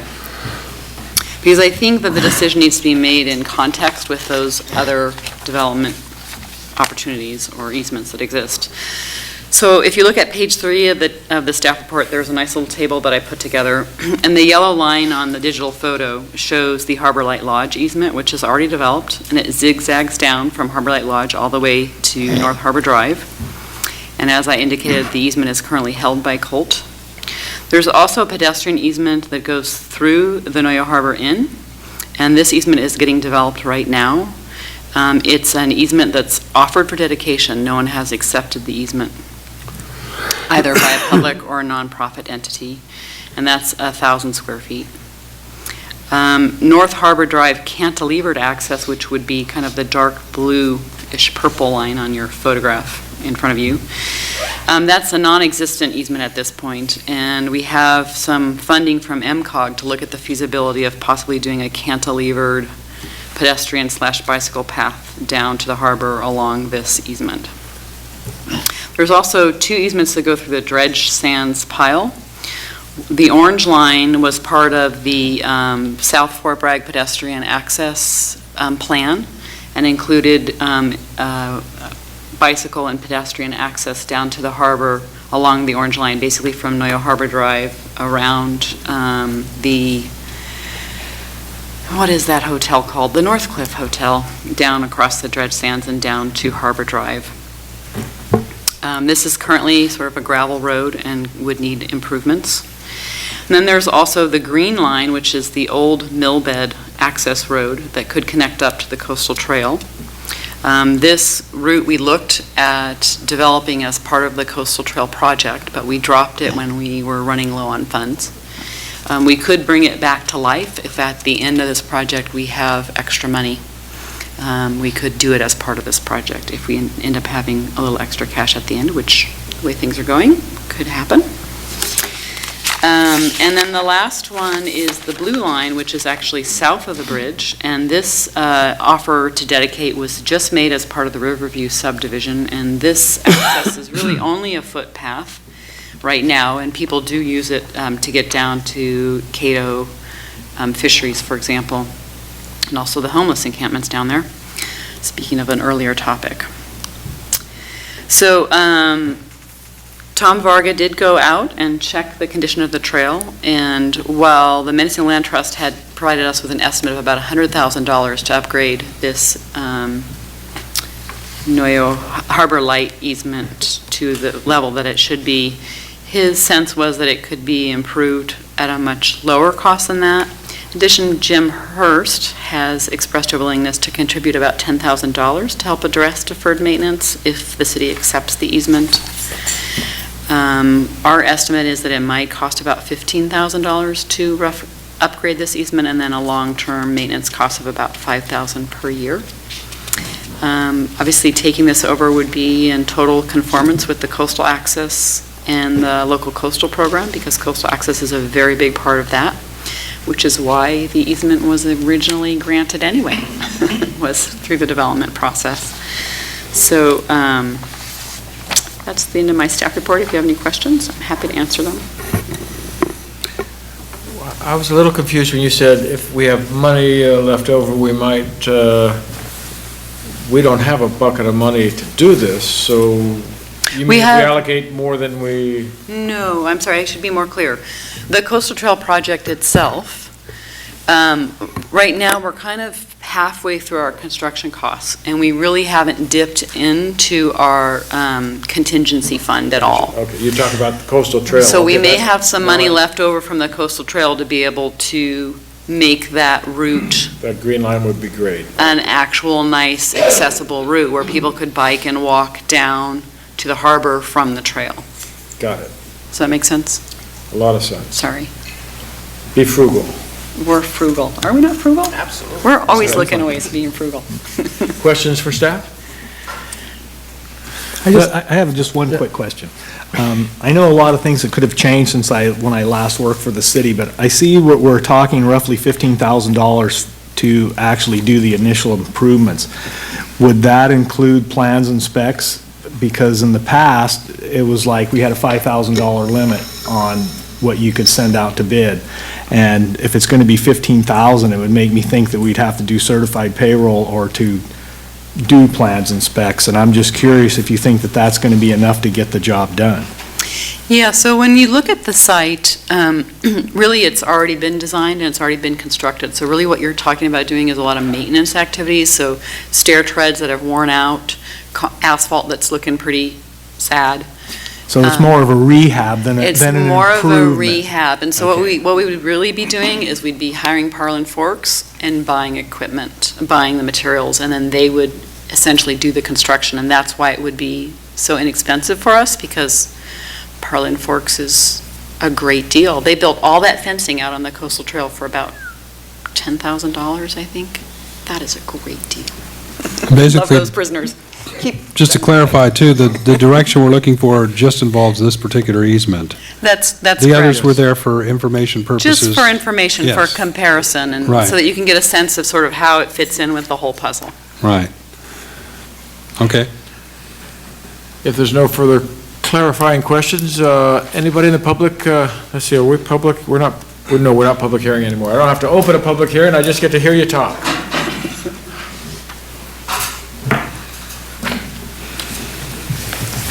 Jim Hurst, Harbor Light Lodge. We would be very happy to have the city accept the easement. When we worked on donating that easement some years ago, the hope and expectation was that improvements could be made to that. Public access down that hillside has existed forever. Certainly before the Harbor Light Lodge, probably before the Noyo Auto Court, and probably since the city of Fort Bragg was incorporated. And our approach has been to improve it over the years and to try and keep the poison oak down and the Matiaha poppies and the things that grow up there and the trash clean. And when we had young children living at home, that was still pretty easy to do. It's not so easy now when they got the old man there. But we think that there are better access ways, probably. And if you do accept this and we do work on improving it, it shouldn't be the last access to the harbor. It's one that's existed in perpetuity, and the public use it. The Harbor Light Lodge guests don't use it. I use it, but walking up and down between the harbor and the Harbor Light, and I think it's important for the people who live in the harbor, people who work in the harbor. Some of my employees use it on a daily basis, and that's why we wanted to make the commitment of the $10,000. I do need to clarify that that's supposed to be a matching $10,000, that we want to match whatever agency is holding that and is developing it. My dream, and I could probably talk about higher than $10,000, my dream for that is to actually have a wooden stairway structure from the top of the bluff, leaving from the Harbor Light, down to the harbor. That would be safer for guests. You know, their current trail is sort of embarrassing, and it needs substantial improvement. It has been relocated a couple of times with the bridge building job because some of the easement was underneath the bridge. But we'd love to work with the city to do this. I'd be very happy to work on your committee that you would refer this to for improvements, and work with the harbor. I think the Harbor District has some comments to say. You know, perhaps they'll work with us on making those improvements. Dusty. My name is Dusty Dillon. I'm with the Noyo Harbor District. Those of you who know me know that I have been pushing for the development of every pedestrian access to Noyo Harbor, and that some of the other trail examples along the dredge pond were things that I dug up from the 1985 coastal development, Noyo Harbor development plan that was not adopted. Many are, okay, we've got 5 guys that are running the Harbor District, and then we've got a community down in the harbor. The community in the harbor wants to see every opportunity for access to occur.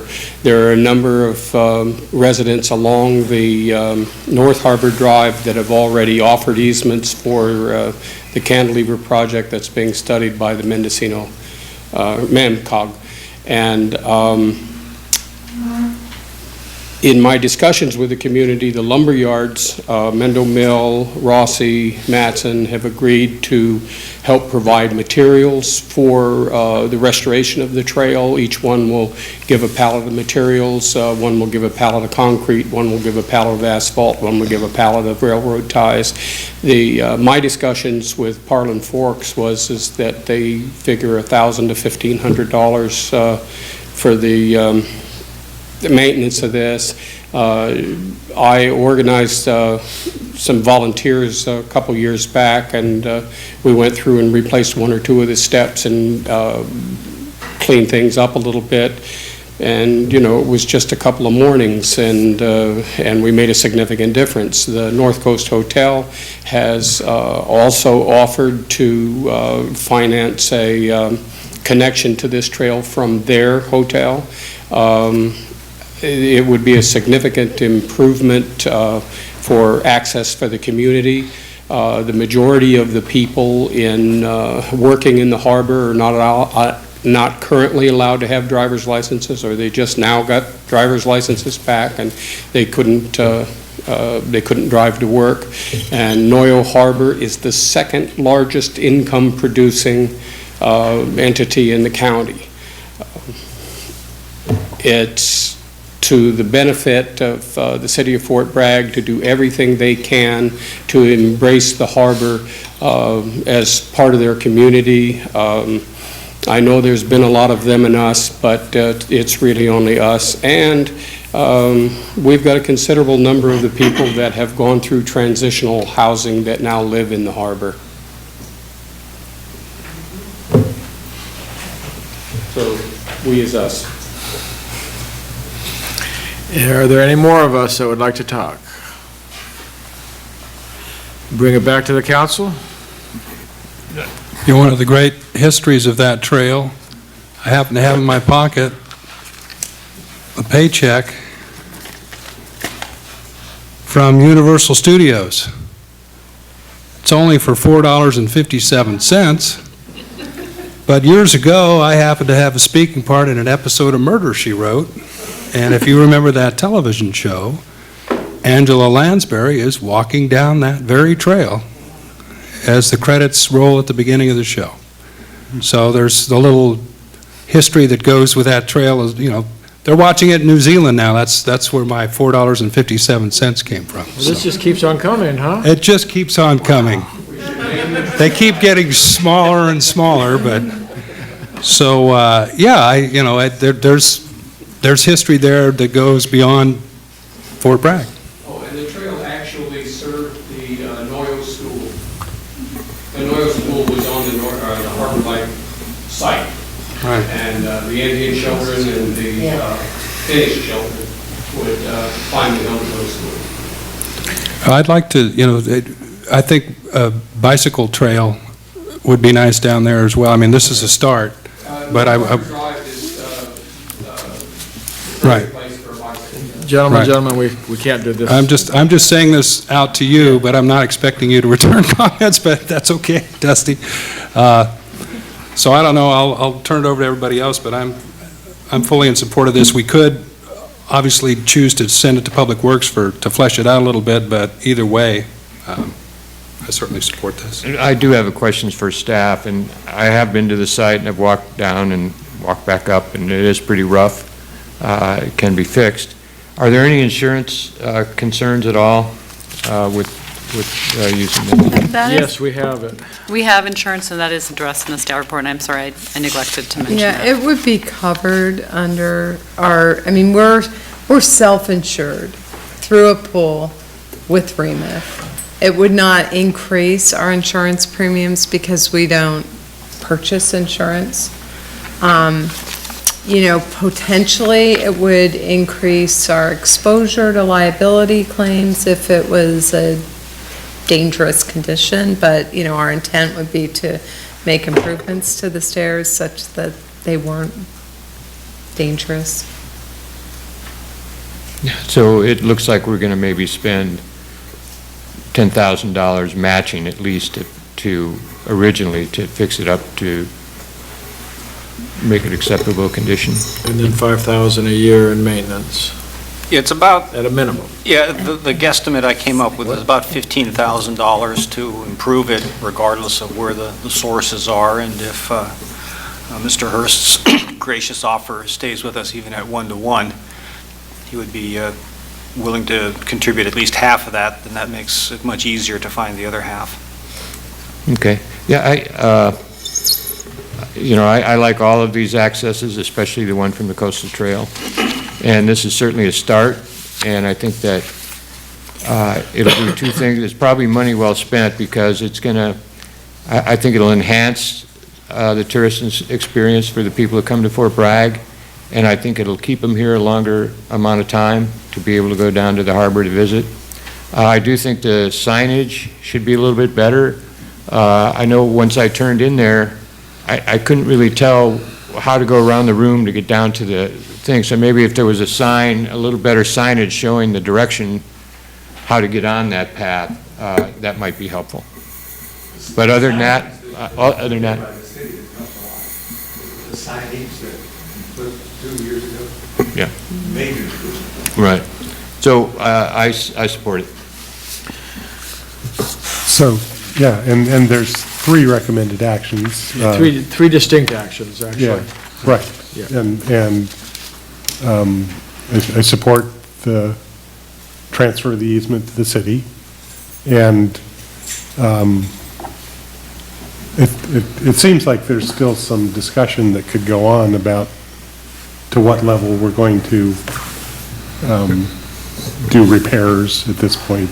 At what level are we going to do maybe more than repairs at this point?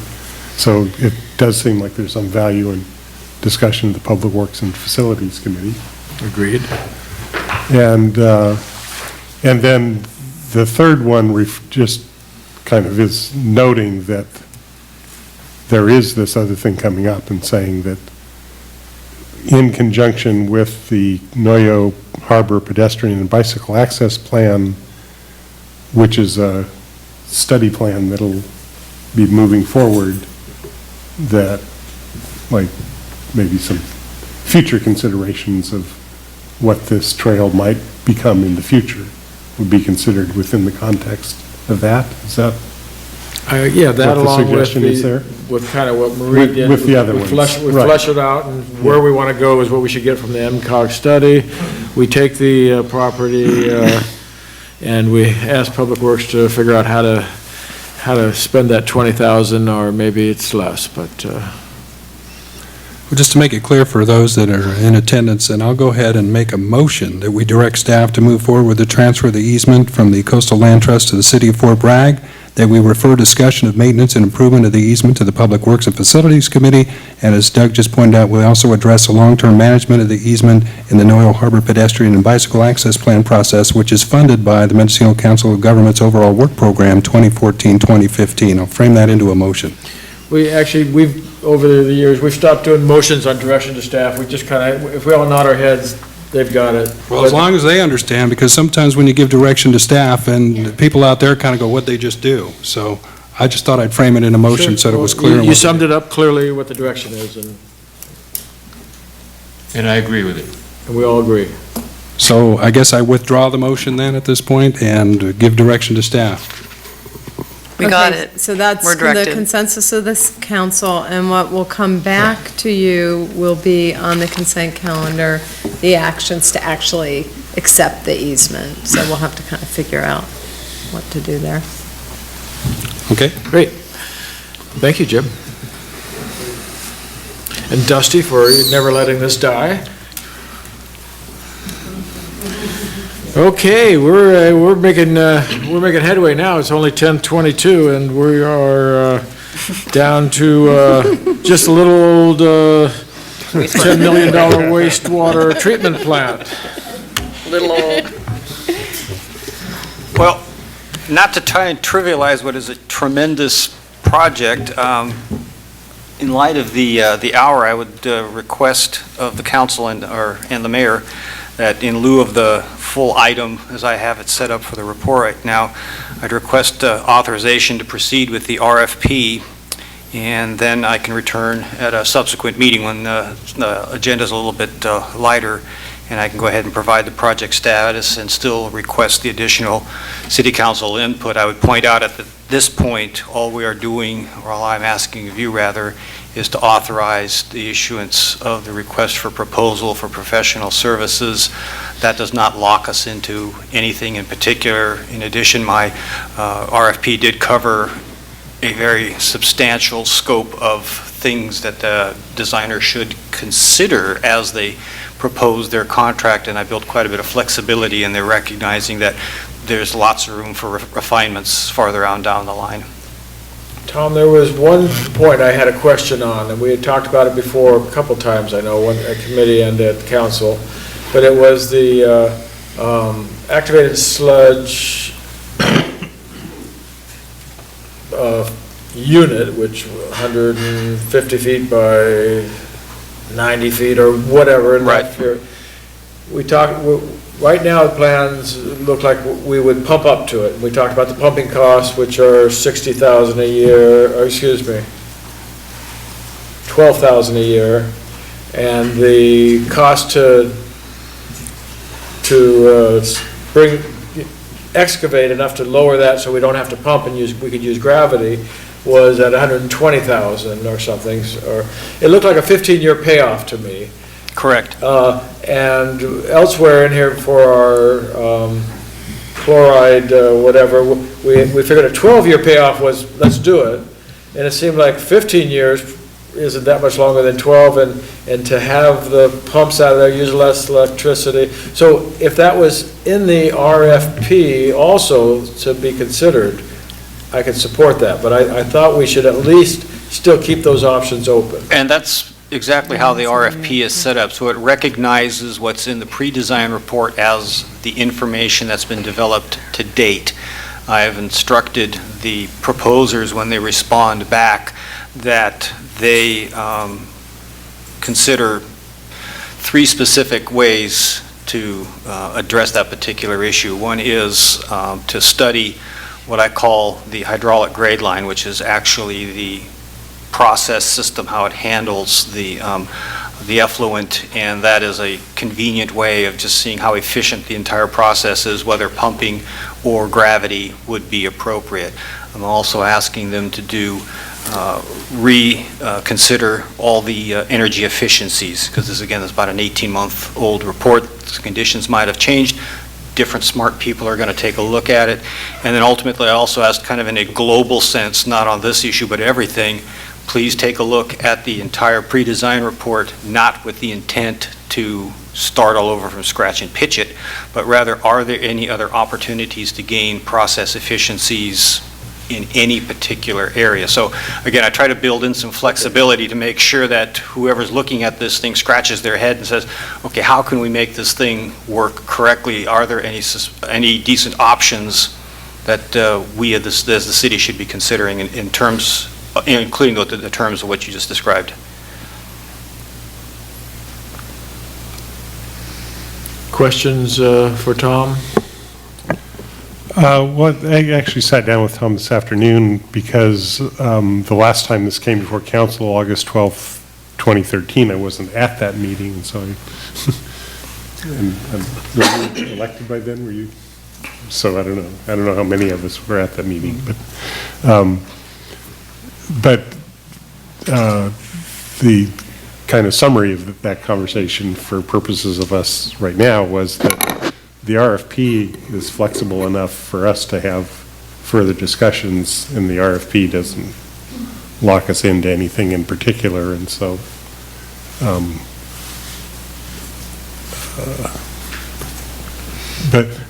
but I had a couple of questions for those who were at that prior meeting. There, it seems like, well, it's 3 questions. One, clarification about what seems like this uses almost twice as much energy as the previous plan, and whether that's a correct reading.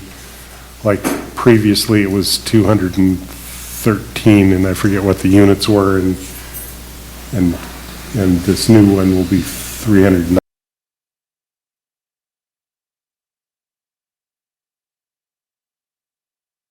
$96 or something like that. Is that a correct ratio of how much more electricity it's using, or am I misreading the numbers?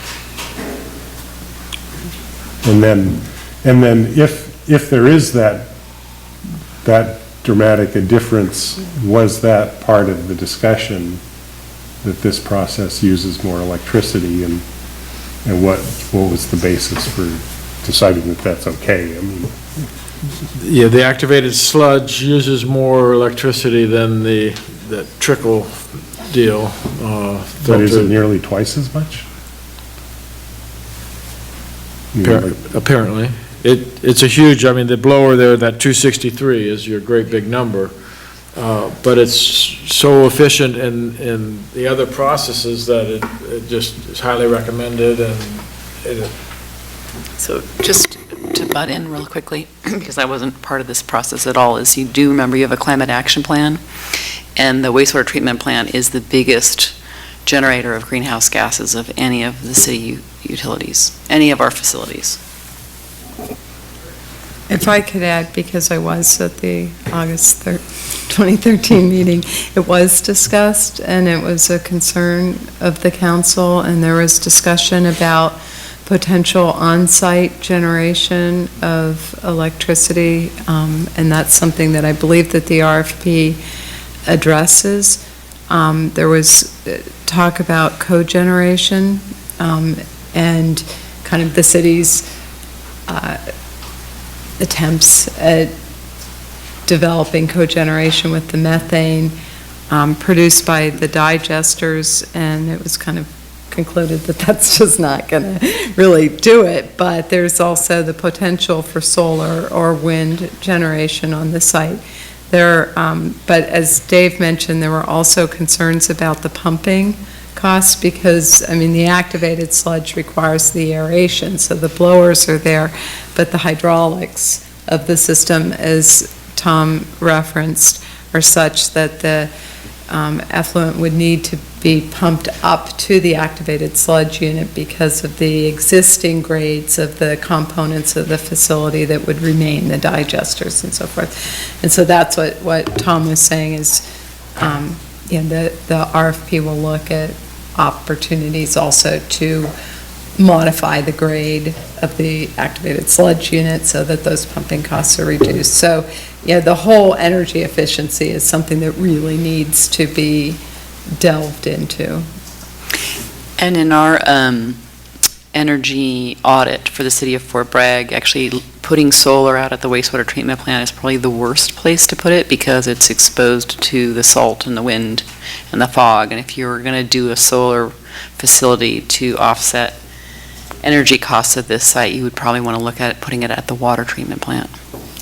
Plus, Tom and I talked today, too, and we talked a little bit about wind power and the fact that it sounds like a good idea until you realize the visual obstacle of a, 100-foot tower by 15 feet wide by, I don't know how many, you can't really hide that out there, so, anyway. Be nice to have some sort of alternative energy out there, but I don't know if it's practical. Maybe at some future point, we could discuss energy, because one thought I had is building into the capital costs, investing in some sort of alternative energy installation to provide the energy for it. Yeah. And just as part of the capital cost of the project. I Put mean, my some solar out in ideal Comp would Shape. be that we build a solar project out in the Nevada desert and somehow get credit for the electricity, but I don't know whether that's, whether our city attorney can draft that document or not, whether the law allows that kind of thing, whether we can do that with electricity, I don't know. But this can be a future discussion. It doesn't really involve the RFP. I'd like to say something as far as looking at this by the ratepayers. I can understand that the electrical costs are going to be high, but this design of this plant is going to have a lot less moving parts, and there's going to be a lot less maintenance, and there's probably going to be a savings in labor as well. So in the future, as somebody retires, we may not have to replace that person, but all in all, this is the most efficient way to handle the issues that we have at our wastewater treatment plant. And if you run the numbers where your total operating costs with your labor and your ongoing maintenance, it's going to be a really good thing for the community. And I'd just like to say that we should really vote on this and get it going fast, because I did some repairs at that wastewater plant 17 years ago, and if they fail, there's no parts left to fix it. So we got to get this thing going. And they still work really good, so thank you. Well, You're let's not only overlook the fact that we're facing some stiff fines from the Regional Water Quality Control Board that need to be addressed through this new system. So, I mean, there's money everywhere. There's probably going to be savings, as you mentioned, to maybe offset these electrical or power issues. The other thing is you still do have a California Energy Commission 1% loan waiting out there to be spent on solar, and it's been sitting out there for a year and a half, so. So do we need a motion or just direction to have Tom move forward with and put out the RFP? Just give him direction, so. All right, well, I think that's the direction I want to go, is to give him direction to move forward with the RFP. Me too. I'm going the same direction. Okay, you got it. Thank you. What? Oh, yes. Who in the public would like to talk about our activated sludge treatment facility? I might change my mind. Mayor, Council, Eric Dwyer, thank you. I am all for this project, and I'm all for you guys getting it going as quickly as possible. This is a cornerstone to the building this town and doubling our population and increasing your TOT. And with the TOT, I want to make sure that you're looking at the pump stations on the north and south end of towns, and don't just let those fall by. Those need to be updated and upgraded. There's projects at hand. The White property couldn't make it. That was one of the major reasons, if I recall, besides water, but that's another day. Otherwise, I spoke with Tom, and he said, with this new system, the septic truck guys will be able to locally disperse their product, and that will be a great improvement to us. Thank you. Thank you. Anybody else? Okay, now we can all nod our I head. reiterate what I said previous to our public comment. Very good. Go get it. We'll do it.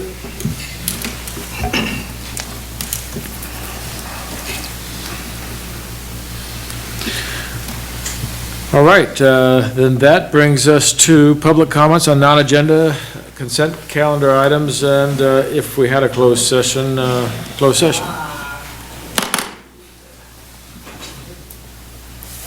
I'm not in closed session. No, we're not, no, this is public comments on non-agenda and consent calendar items. I'm Sue Boker, Fort Bragg. I'm really here to speak to the public, but they've almost all gone.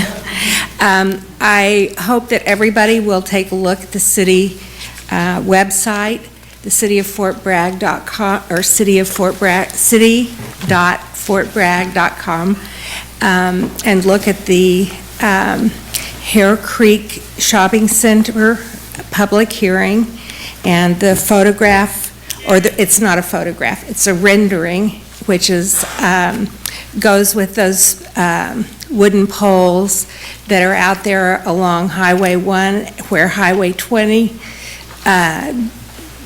comes into Fort Bragg. And look and see if that's how you want the gateway to the Mendocino coast to look. There's going to be a public hearing on January 28th. That's a Wednesday at the Planning Commission at 6 o'clock in this room at the John Dietrich Center, which is at 208 Dana Street. Bring your flashlight because it's very dark going in and out. I'm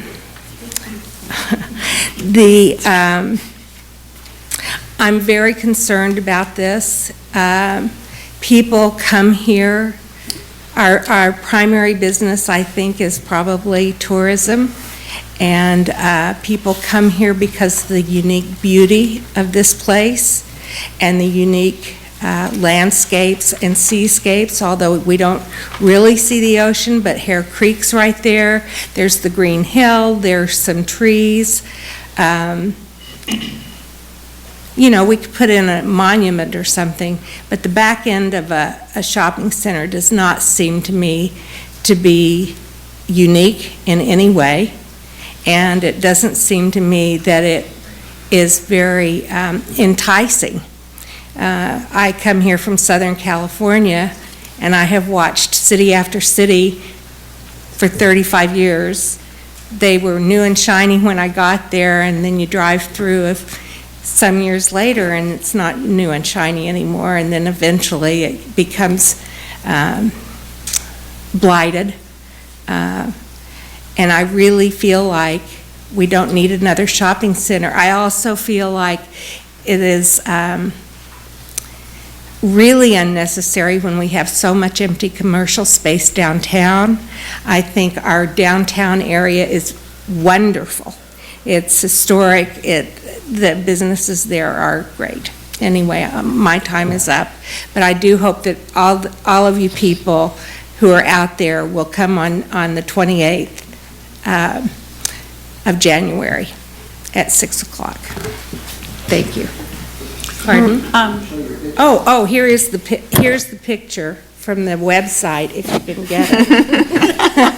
I mean, It's only a smartphone, but and smarter than I am, might add. Marie, do you guys meet Can I here? show it on the? Sorry? Don't you guys meet at CV Star? We normally meet at CV Star, but we're meeting Or here you meet- that night okay. because we expect to have a large group. Really? Just kidding, I said really.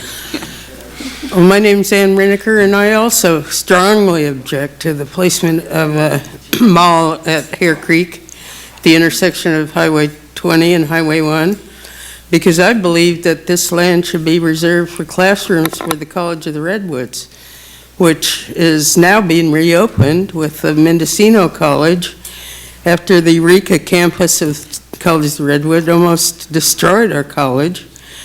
They leased a perfectly good set of classrooms to the Three Rivers Charter School for 5 years, so there's a fence around it, and the college is locked out of that area. And when I picked up a flyer for the Mendocino College, I found that some of the classes have to be held at the Presbyterian Church, some are online, there just isn't enough space there. And the Eureka campus really picked our campus apart. They closed the bookstore, they closed the library, they laid off most of the staff, and we barely saved it. They even got rid of our marine biology course, which was a keystone of our area for a long time, and now we're looking forward to having the Noyo Science Center with a whale skeleton that's gonna attract maybe 60,000 people a year, or tourists, when that's open. And it's gonna be a beautiful building out on the mill site. It would just be a travesty to put a mall there instead, I think. So just this week, Governor Brown announced that he wants to have community colleges be free and invest in education for our young people. The young people here in Fort Bragg don't have much of a chance to take many classes because it's been minimal, and I think that if we leave that land open for classrooms to expand, it would really be great. Also, I went down to the boatyard. I saw 4 vacant stores, 7 on Franklin Street that were vacant and 4 on Main Street. And it just doesn't make sense to me to not try to get some of those stores occupied. They're a blight, and instead build a new mall. Why? We don't really need to stuff the pockets of some developer rather than have our people go to our downtown or to the boatyard. So I oppose it for several reasons. I think it'll cause noise pollution, air pollution, a loss of view. The trash will increase if there's a discount store there. There'll be an impact on wildlife. There'll be water shortages. The drought's not over. Increased runoff into the ocean. And I just don't want to see business killed downtown. There were a lot of merchants here today that were worried about the transitional housing ruining business. What's going to happen when first thing people see when they drive down Highway 20 is a big mall? Okay, Ann, your time is up. My time's up, but I oppose it. Anybody else? I'm Elaine Ball, but I'm speaking for the community of Fort Bragg. We take offense that you say that you got so many letters from your pet project, hospitality, but you know, they knew a month ago. There are some letters that are dated December 31st. The community at large did not see this coming until the paper came out. So, in my opinion, this is a pet project that you all knew about. Secondly, I would love for you guys to consider the rec center for your meetings until your town hall is done. This is too crowded. CV Star is too crowded. The rec center, you've got that big basketball court or the skating area. There's a lot more room and there's a lot more air. And thank you very much. Out I go. Is there anybody else? Okay, we will go to our consent calendar. Item 7A is to approve request for proposals, RFP for the city surrounded by a trail feasibility study and conceptual design. 7B, adopt city council resolution appointing representatives to represent and vote on behalf of the city at the League of California Cities, Redwood Empire Division meeting and legislative committee meetings.